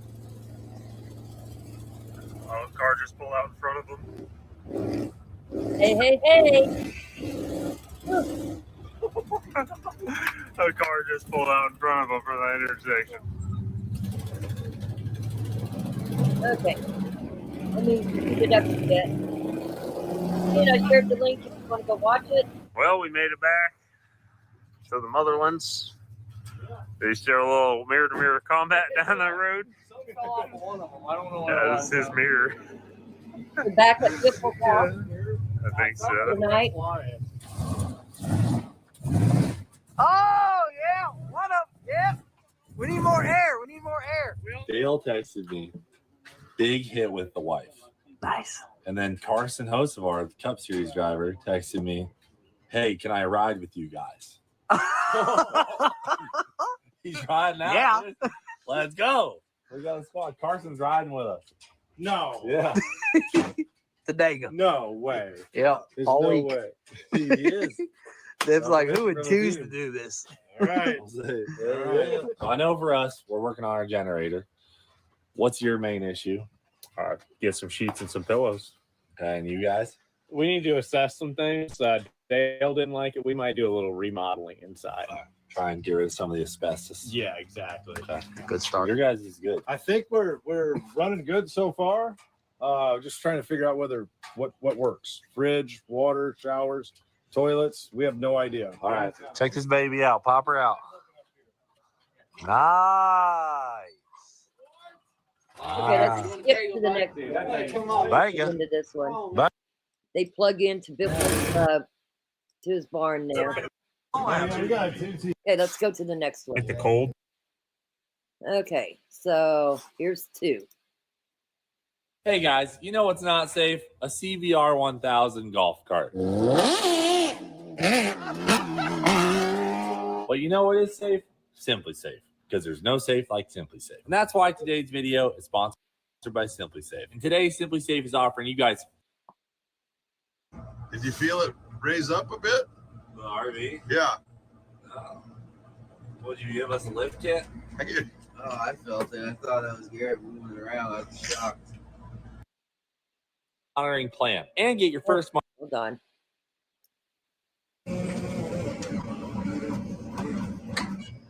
I can change his tires now. Morning. Morning. Did you feel it raise up a bit? The RV? Yeah. No. Would you give us a lift kit? Oh, I felt it. I thought that was Garrett moving around. I was shocked. Okay, let's fast forward a little bit. Diaz. Damn, it's nice in here. Samuel, Hey. you decent? Yeah. Freezing your tail off back here? I shut the gate. I shut the gate on that thing because it was a refrigerator. It is like a refrigerator in here. Damn. Fast forward some more. Nice. Wow, that's the right can for the job, bud. I know. Get them ready for Talladega.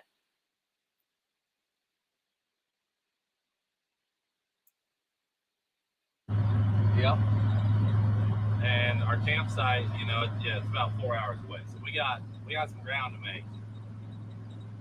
It's gonna be a big day. It's gonna be a big day. Dude, I can't think of a single thing that could go wrong right now. I mean, what could go wrong? How about now? Dang. We're going oval track racing on dirt With a little water. with the Dagamobiles. With a little bit of water. Yeah.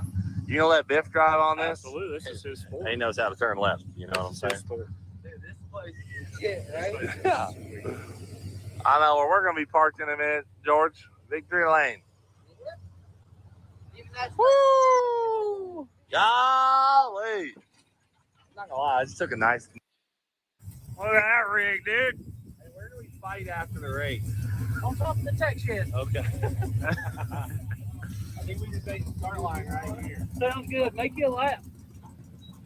He goes, might as well. You got it. Yeah, get in there, Biff. Hey, you know what to do. Yeah, man. We came here to win. Here we go. Little spinning. Oh my gosh, that looks so cool. This looks, remember the figure eight Uh-oh. thing at Cars? Did it stop? I don't think it stopped. My screen is all black. I can't see anything but chat. It's playing on my screen. Huh. Is anybody else having problems watching it?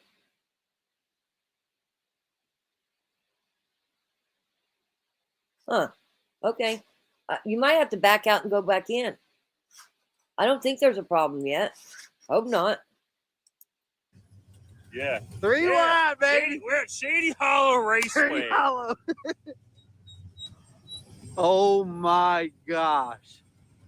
This is too funny. Hold on, real quick. Yeah. I want to lay some ground rules.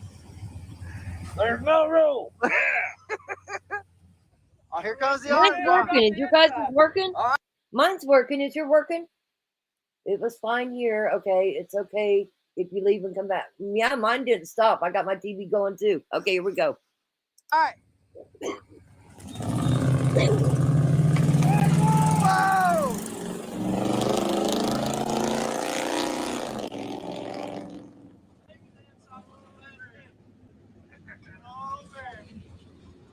Oh, wow.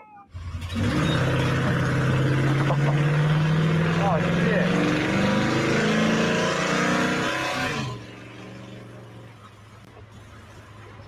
Oh, God.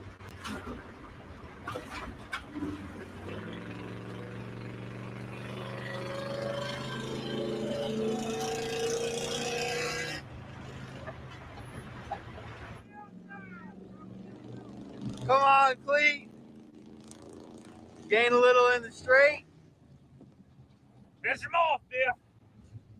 No need to lift when you got the Biff on the outside. The Biff is not lifted. He's sliding it.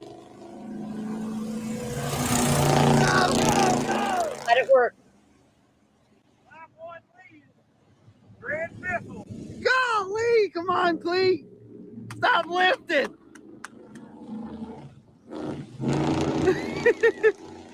He's probably sliding all over the place in there.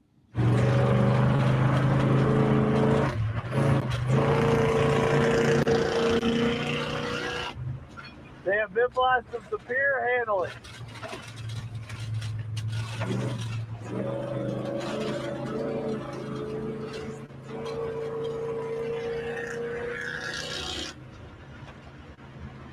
Dang it, the Biff he was born with it.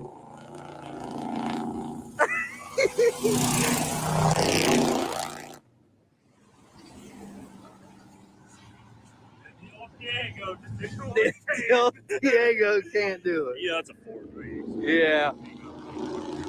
He can't catch the Biff Meister, dude. Hold him off, Biff. Hold him off. Oh, he's in there a little bit. It does look like fun, don't it? Let him go. That's right. Look at the smoke. Oh, we got smoke. We got lots of smoke. Flag stickers are going off.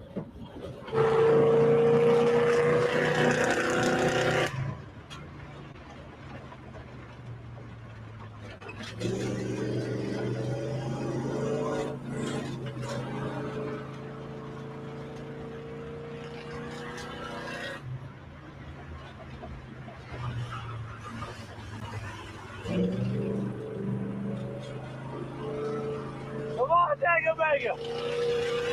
How many laps is it? Come on, Talladega Vega. Oh gosh, the body roll's got to be insane. Mirrors flapping. Oh! Ah! The Dago Vega! The Dago Vega!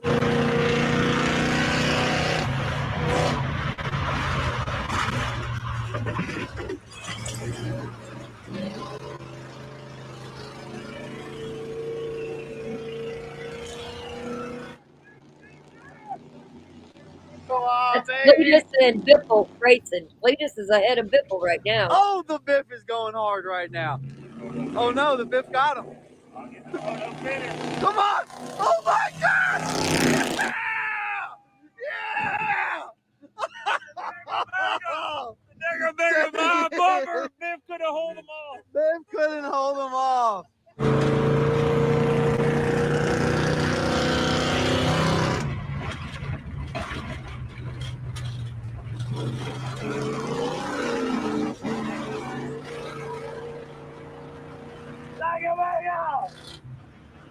Talladega. Woo! A strong third place over here.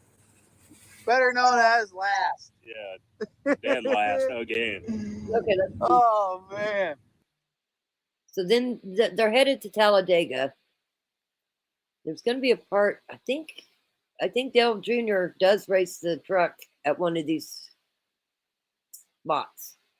This is them just going down the highway. Honk for daddy. We don't have Oh, honk for daddy. There's that daddy bird. Yeah. Good Go racing, that's right. You like that? Yeah. Next year I'm going to St. Louis. I'm going to go to the Dirt National. That's what we'll do. Okay, so Hey, this is America right here. Dip that fried chicken. at the bowl. Chicken biscuit. Yeah, right on the dice. I still got a couple of kids that are racing in the modifieds, and they race professionally. So they didn't do real good at the Dirt Nationals, but it is what it is. Dollars in groceries looks like. Shout out to the guy at this Walmart who gave us his employee discount. Yep. You know what? That's the type of Look at all this. American friendship we got going on out here. Hey, Squirrel. Yeah. I know you're busy sabotaging that RV, but we gotta change the plans. I just left every single thing open. What? Well, since the KOA that we chose is a really nice one, since we're ballers and we have nice I'm glad RVs, you we want guys to stay in a enjoyed nice it. campground, obviously. We won't get there till dark if we hit Tail of the Dragon today. So let's go to the That's KOA, fun. enjoy our evening, and then we'll hit the Tail of the Dragon in the morning. First thing in the morning. Maybe it'll be sunny too. Better grip Exactly. when it's cold out. Yeah, it's raining. We don't want to take these high performance vehicles up there and lose control. That's right. Plus, that gives us more time to get out if we have an accident before it's dark. Yeah, and we still got to make it today. I'm not gonna lie to you, George. If there was a lumberjack of RVs, I mean, That would be it. that's got the same personality type as lumberjack right there. So overall, how's the old Tiffin Allegro running? Great, dude. This is the first fill up Really? since we picked it up. Wow. Yeah. What's she got? 40-gallon tank? At least. At least. Okay. Yeah, we're filling ours up too, just because we're heading in the mountains. We want to make sure Okay, we're top. let's see here. When they're at that KOA, there's some shit. So guys are starting to cook out, and I'm microwaving these potatoes. And this baby for 2 minutes got this piping hot. This is that old school microwave. She rips. Yeah, bud. Let's see what we're going with here. Supposed to cut through the center, right? Cut through the center. It's gonna be gray the whole way. So. Yep. All right, let me see mine. All right. Let me see. I'm hoping mine's a little better. I have hope for yours. I've seen your tactic there. Mine's gonna taste way better than yours. Let's see it. How's it looking, Biff? There it is. Perfect. Little Yeah. bit. There we go. Perfect. She's about perfect. No, that thing looks great. Oh, We're trying to think of a quote to put on the back. $20 is $20. That's a That's a solid one. We'll be back. And they say it a lot. I'm not gonna lie.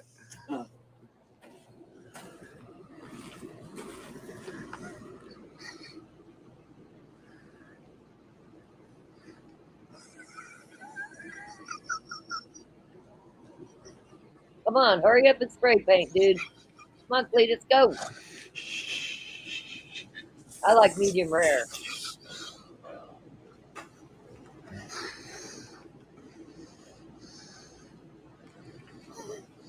Let's fast forward a little bit.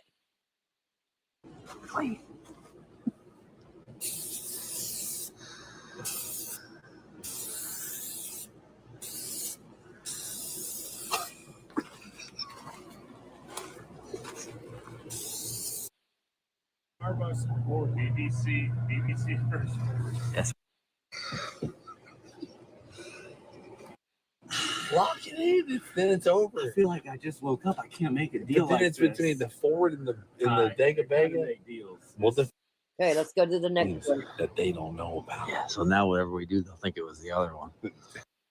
Okay, there's day 3. All right, guys, it's a good time to remind you why we're getting to do this trip, but that's because we're going to Talladega to race, right?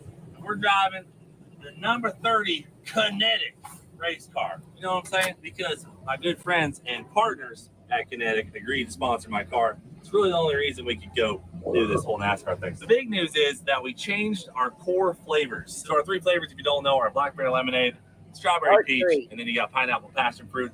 And what we've done is reduce the tartness in these. I think you guys will really like it. Real close to Daga. Every single moment that goes by. Freezer in the Dago Bay because You I'm know. not. It is. Wait, are you guys going with the Biff paint scheme on Yeah, this? we went with the chrome and the black. Oh shoot! I didn't even see the chrome. Oh yeah, That's shining off of there hard. I did the chrome now. Dude, whoever did the 16 did a nice job on that. Yeah. The U-Jack stand? Yeah. It's clean. I mean, this does look nice. We're coming it's tasteful. Are you guys gonna do the other side or what?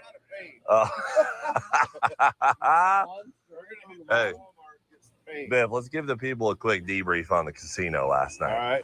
All right.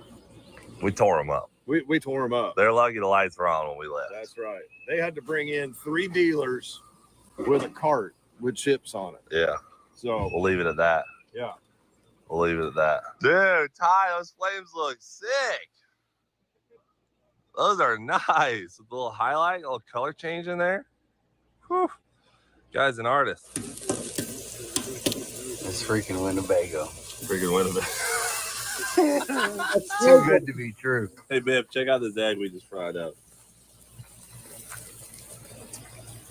Shame to know that he passed away. Winnebago is really Is that dope. over easy?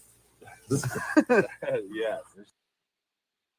Go to the tail of the dragon. Let me see if old girl's gonna start up this morning. Belt is. Squirrel, we got a significant leak going on here. We got to burn some fuel. Let's fire it. We got to burn some fuel. No, let's just. No one light a cigarette. Okay, we're not trying to figure some stuff out in here. A discount tobacco shop for a reason, Holy but crap. don't light you Yeah, out. I think we put the dog box back on. Belt's fine. Good thing they're all mechanics. Hold on, wait. At least we can get a good seal right here. We're gonna have to get shorter one up. Tail of the dragon, baby. Road to Digger. Some hot rods up here. Dang. What do you think about the roads on the way up? They are smooth. You know, how's your power level? Tight. You know, we got cylinder 8 going in and out, but You see how? Maybe on the side, you can still glance at it, you know? All right, you say so. It's upside down. All right, on the tail of the dragon. I am past Back turns, you know. I'll get motion sickness. Gear is so tall. First gear, we can start catching up.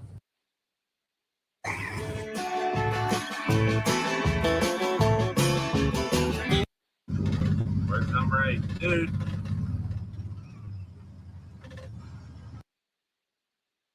Oh, they just stop. They're just stones. They just stop.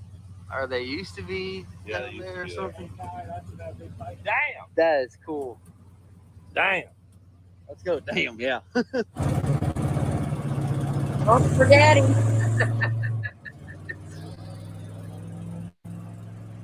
I have a tip in the leg rope. Let's try and tuck up in there and see if we can get some better mileage. You're not even pushing the rain off. Come on! Hey! Then you can get behind the guy and slingshot him. Okay. So are we to part 4?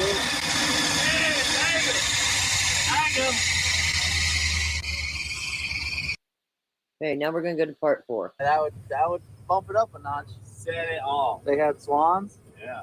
All right. Well, if you guys saw my Instagram post, we got in a little bit of trouble last night, but I think we already made it up to Winding Waters RV Resort. Got them up to a 5-star rating on Google. We tore it up.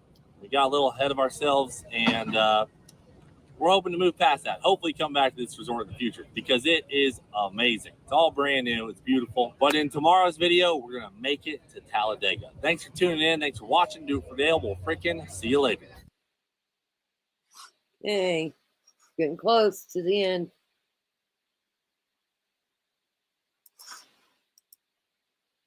Hell yeah, brother.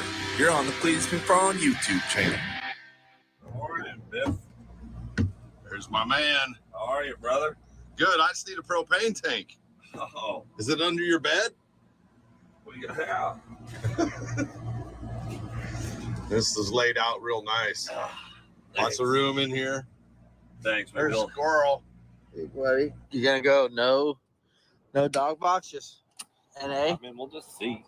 First rip. Here you are. Our fuel pump situation. Come on, baby.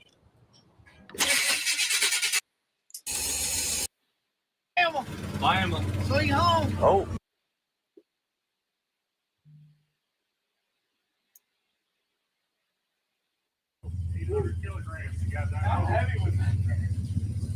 Say, we got the best generator Harbor Freight sells. That's right. Predator 13,000. I've been dreaming of this moment. Dude, it's got a key. Dang fob. it. Dang it. You see that? It's got a key fob. Remote. Yeah. Just leave it up there.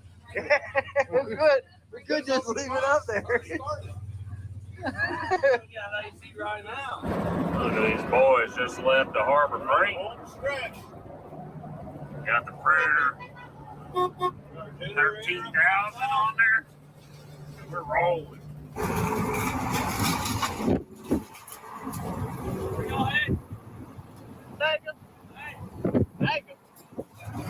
Okay. Let's fast forward here. Seems like we already got a lot of friends out here. Yeah. We got a lot of pals. Look at this. setup. There's a concert. There's a They got a stage. stage, 2 bars. Oh, we're getting on that stage for sure. I mean, this is like we're in the prime of Talladega. We got 3 spots, thankfully, from the Talladega administration team and NASCAR. I don't know. They had a powwow. They said, "Clete, we got you 3 spots on the boulevard." Yeah, they're like, Which is a big going deal. in. It's a big That's deal. right. You can't just get these spots. You know what I'm saying? They went out of their way Made it happen. and made it happen, and now we're gonna have the time of our freaking lives. I live not too far from Talladega. Wow, this is going to be awesome. We've heard some stories about things In getting 90s. wild out here. Yeah, So we're going to yeah. try to kind of lay low, see what happens, but I We're just gonna- don't think it's going to We're work. gonna do our absolute best. Okay, we got the end. That's Oh, we're nice. at the end. Zach, were you hitting your chip on the way in? Oh, yeah. Let me hear it. Did you hear their chip? Their sounds arguably as good as ours. Blowing the gravel. Does not sound bad. There you go. Sam's already found a honey. Look at Sam. Anywhere you go. All right. We didn't even get Oh to no! What? Freaking wasp in here. Yeah, All he's been chip flying check, around. Chip check.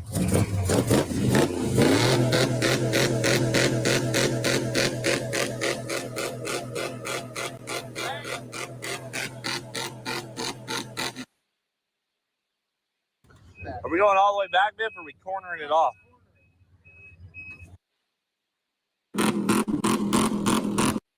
Hey Dale, Maybe they got a how do we Cletus get a flag how do we get a Talladega flag to throw on here? We will find one, I can promise you that.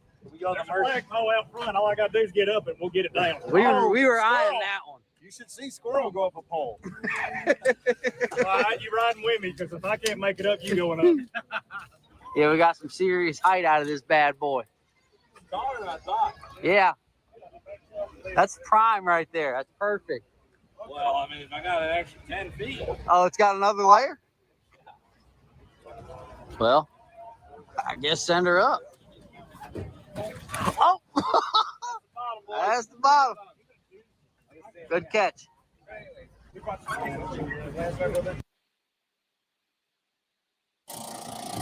No way, dude. I told you guys we need to strap it down. Ah. Oh, I kicked it. Stop. Perfect. There you go. Dude, look at this. Look at this campsite. All right, guys. I think as a consensus, we can all agree on one thing. Ty and Zach's RV was the worst one. Question is, do you guys agree? No, I think ours probably is one of the nicest to live in once you get past Snow Globe. Really? I think race-wise, horrible. Livability, awesome. Really? Livability, Well, they do have a working microwave. Did ours Same. smell like anything in there? Ours didn't smell. Huh? Had more than enough beds. 2 cans of Febrezes. Nothing snowed out of the walls or the ceiling. Well, that's a nice rig in there. I mean, I do feel like the Dega Bega honestly was the best one.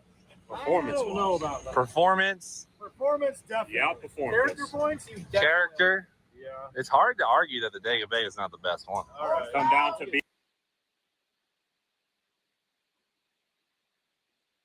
Who? We want to see this. Hold on.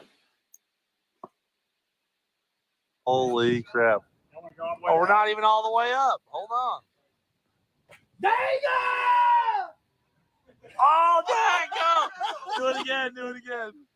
Dega! Dude, you can hear it. Echo in the canyon. Hit one. The echo is crazy. Keep in mind the spotters watch this race through binoculars. Oh. The whole race. That's insane. Through binoculars. You think about if they have an oil down, they have to clean that whole thing.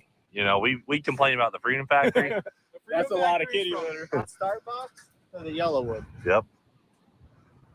Let's go, guys.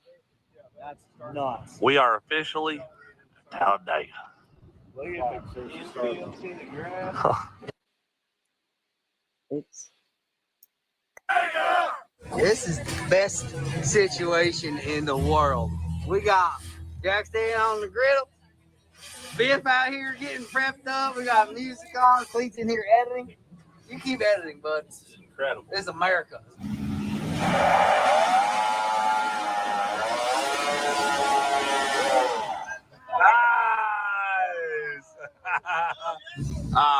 Another great night's sleep in the Dega Bega. Yep. You look well rested, bro. Rested, yeah. You slept for a solid 12 hours. I didn't barely sleep at all. Oh, really? Really? Because you were snoring and about blew the AC I unit woke off up the top with of my us. nose dripping blood. Oh. I think it's the bird's nest in the air. Maybe we should get it out. Get your allergies. But actually, I'm feeling pretty. Biff, how are we looking over here, We're brother? looking good, man. We got Damn. the grill squirrel got our grill going. That's a dialed in grill. It is. Woo. You guys doing all right over here? Yeah, we're working. We got They got their own grill. You could have used ours anytime. Hey, before the town, I thought we were having a cook-off. Yeah, we should have had a cook-off. That would have been good. Yeah. Let me just show you guys what we're working with. Got our Dega flags. I mean, just look at this setup. Unbelievable. Big moment. Look at that thing. Brand new. Bam! $20,000 in damage for the pocket. Yep, Ow. happens. But It she's happens. back. It happens. Look at it. Looking good. Now it's better, you know? Wow. All right, Mark. Crew chief. How bad was she? All this is new because he junked it. Yeah. Every single part of it was junked. Dang. What was the engine? It wasn't too bad. Engine was same, but it was a front clip, rear clip, and a body. All right.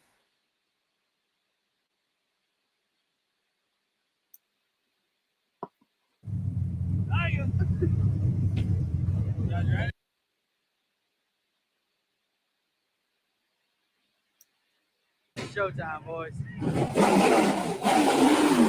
it, dang it.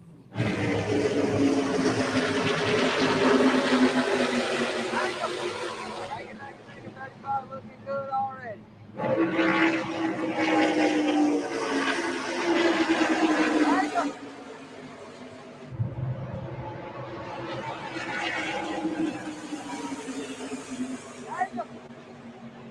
Come on, baby. Get that puppy up to speed. Where we at? Where we at?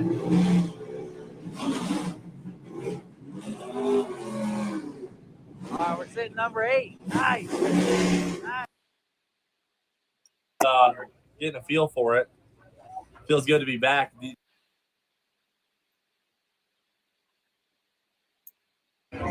Clean. Let's roll.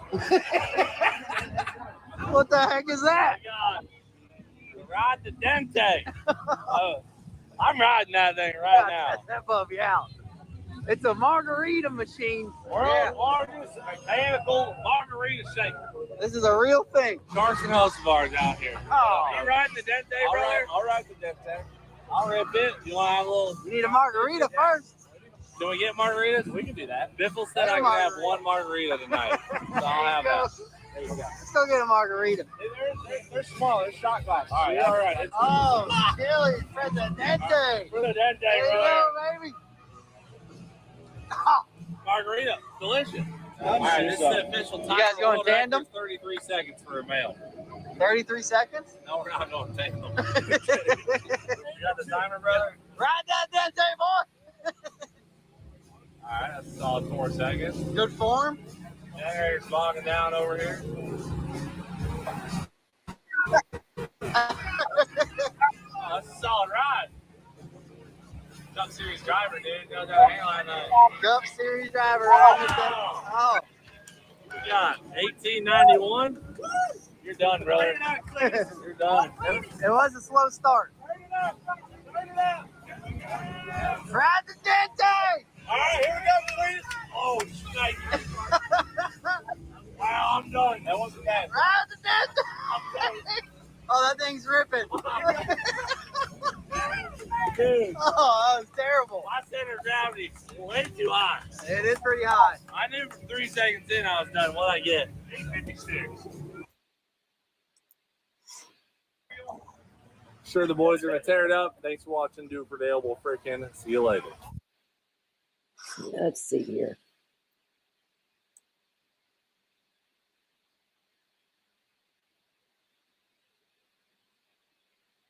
I thought there was another one, but maybe not. Anyway, let's see what this is.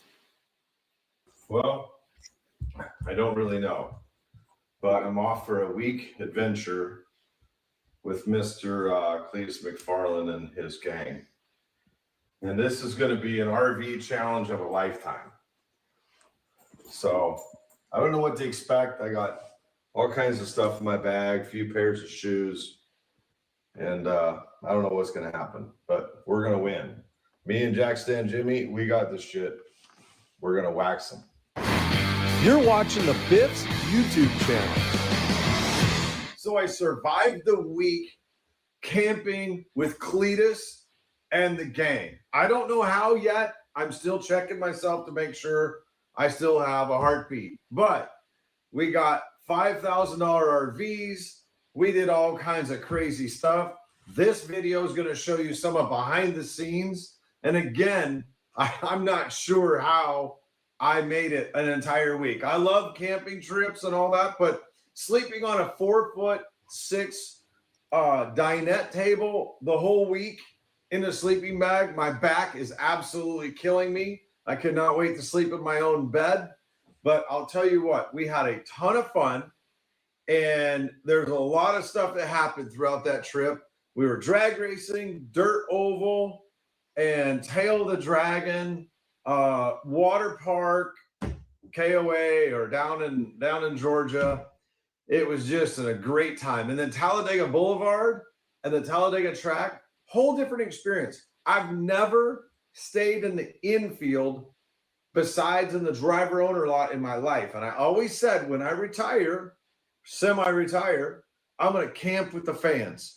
This was the first time in my career that I've camped in the infield with the fans, and I absolutely loved it. Sam, what do you think so far? I tell you what, so far it's an adventure already. I love it. What a beautiful area it is here. Yeah, we are. We're in a good spot. We're going to have a large time. Here comes Jack Stan Jimmy. We're going to bring her up here, shop, see what we can work on.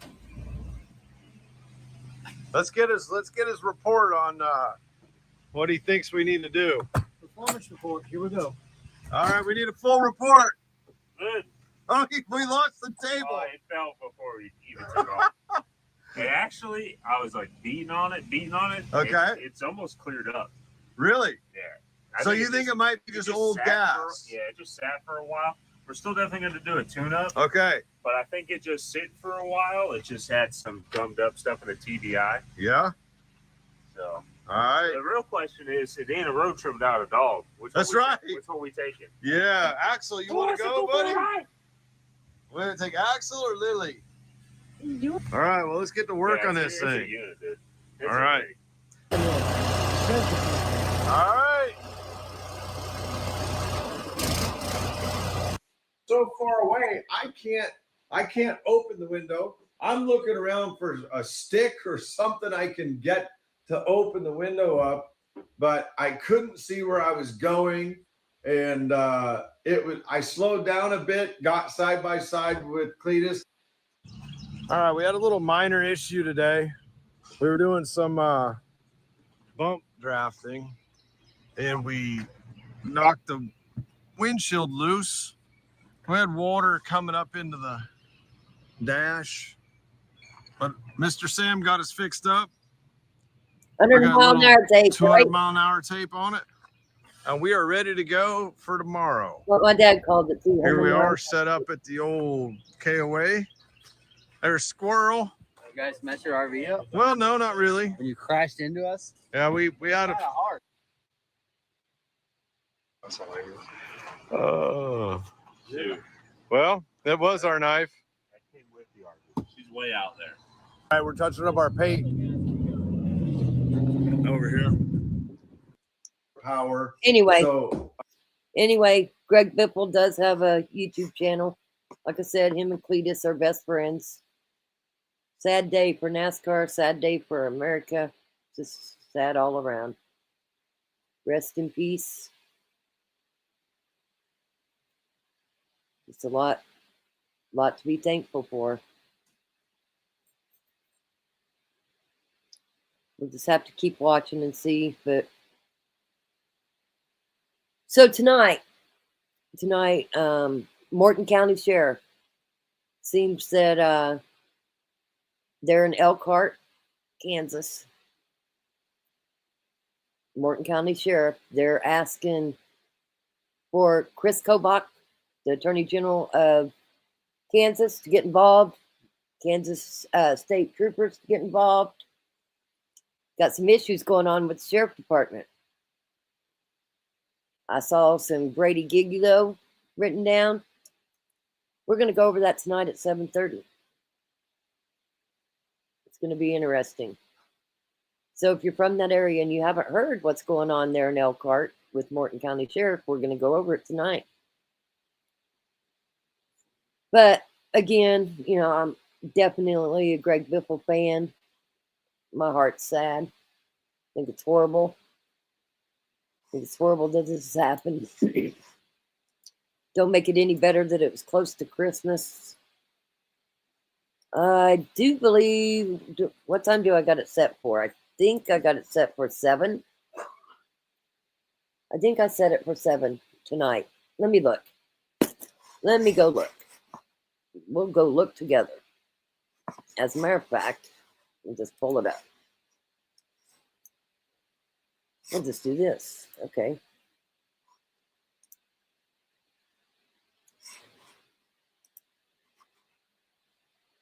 Mm, 7 o'clock. There it is, right there. Morgan County Sheriff, ? Rock Chalk, stand the light. There you go. You'll be listening? All right. It's going to be interesting. That's where Espinosa used to work, right? I don't think he retired real quick. I don't think we ever found out why he retired. So it's kind of strange. Kind of strange. Okay, we're going to, let's see here.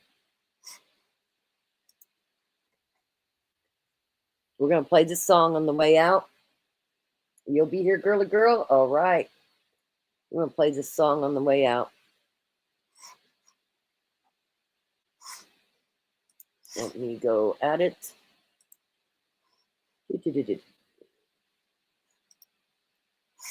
All right.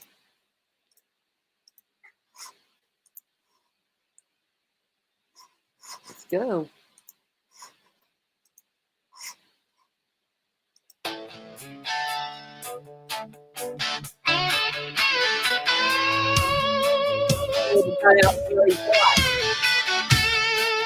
Why did Espinoza leave so quick? What I was reading today, they all got Brady Giglio problems too. There's another creator that seems to think Brady Giglio is a joke. It don't mean nothing.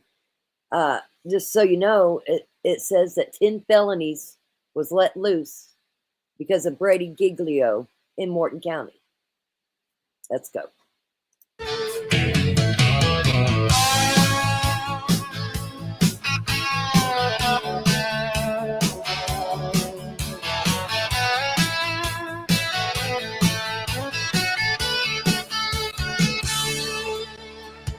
Engines roll in the morning sky, the silver jet too high to hide. Statesville winds blow cold and gray.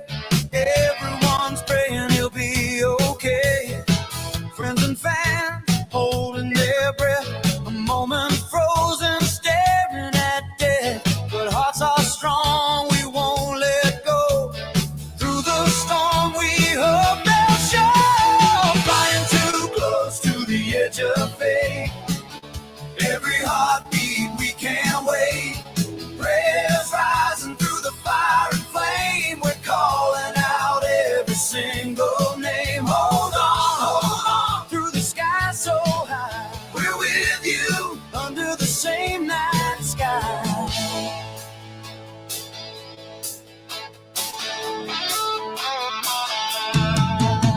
Names on the wind, stories untold, family and dreams, hearts of gold. We hear the sirens, feel the fear, but love keeps shining through the tears. Voices trembling, reaching for light, shadows breaking in the fight. Through the smoke, through the pain, we'll be here when you rise again. Flying too close to the edge of fate. Every heartbeat, we can't wait. Prayers rising through the fire and flame. We're calling out every single name. Hold on, hold on. Oh, I hit the wrong button. Hold on. I hit the wrong button. Let me go back to that. Dang it. My bad.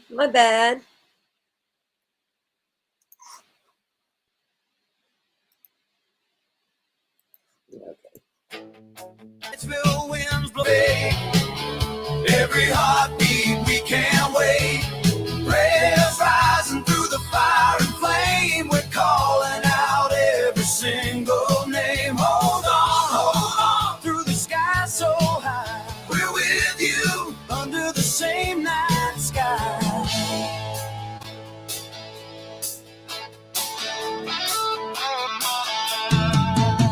Names on the wind, stories untold, family and dreams, hearts of gold.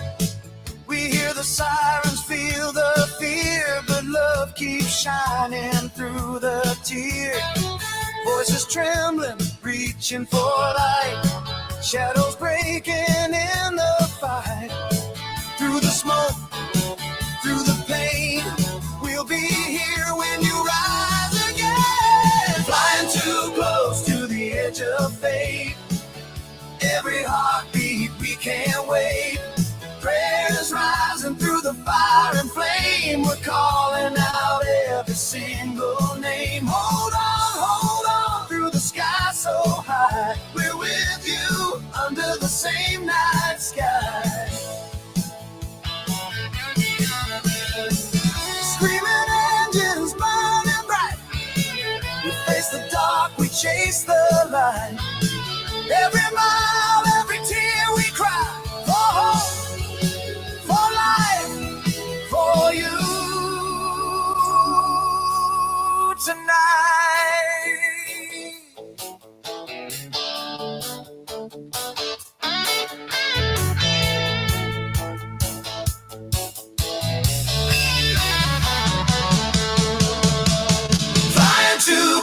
to the edge of fate. Every heartbeat we can't wait. Prayers rising through the fire and flame. We're calling out every single name. Hold on through the sky so high. We're with you under the same night sky.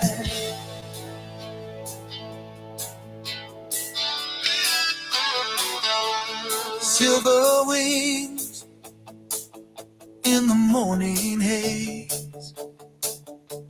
We send our love through the darkest days.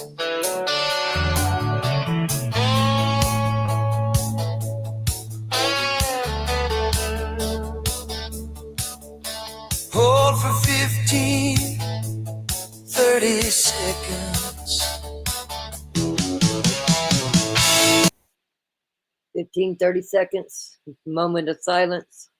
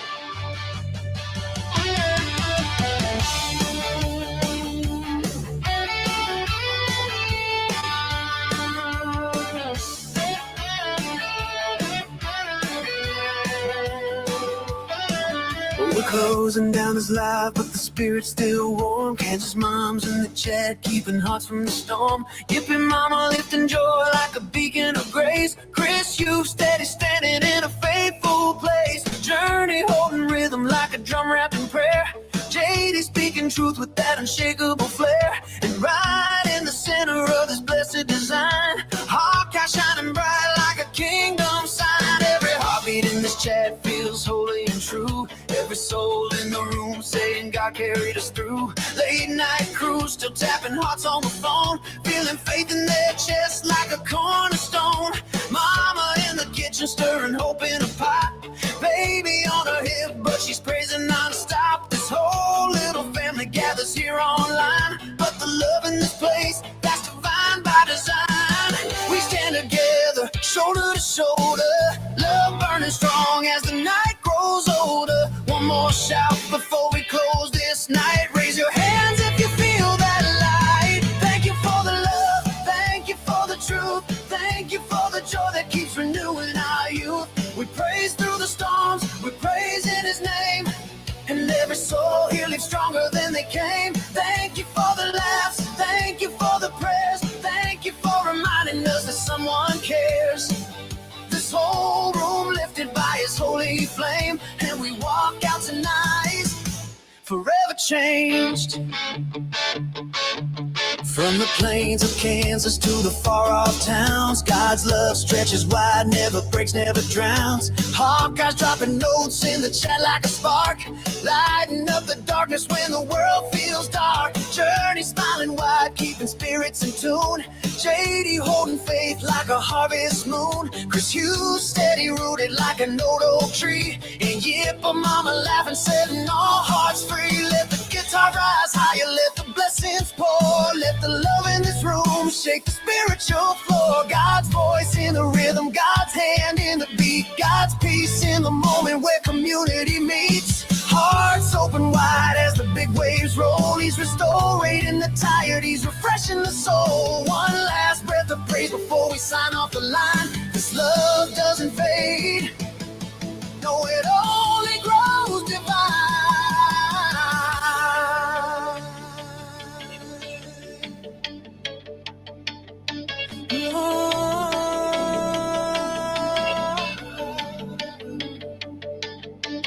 rock loves you all the time. Let the truth be your guide. Keep it close in the valley, keep it loud on the ride. When the world feels heavy and your hopes running thin, his light cracks the darkness and pulls you back in. This family stands firm even when winds blow strong. In this little live stream, that's where you belong. So good night to the crew, every sister and friend. Thank you for walking with us straight to the end. Keep your fire burning bright, keep your courage alive, keep your heart set on him every day that you strive. Until the next time we go live, until the next time we sing, may his love wrap around you like the warmth of spring. Hold tight to your hope, let your spirit stay strong till we're back here again. Keep rocking on, Ken.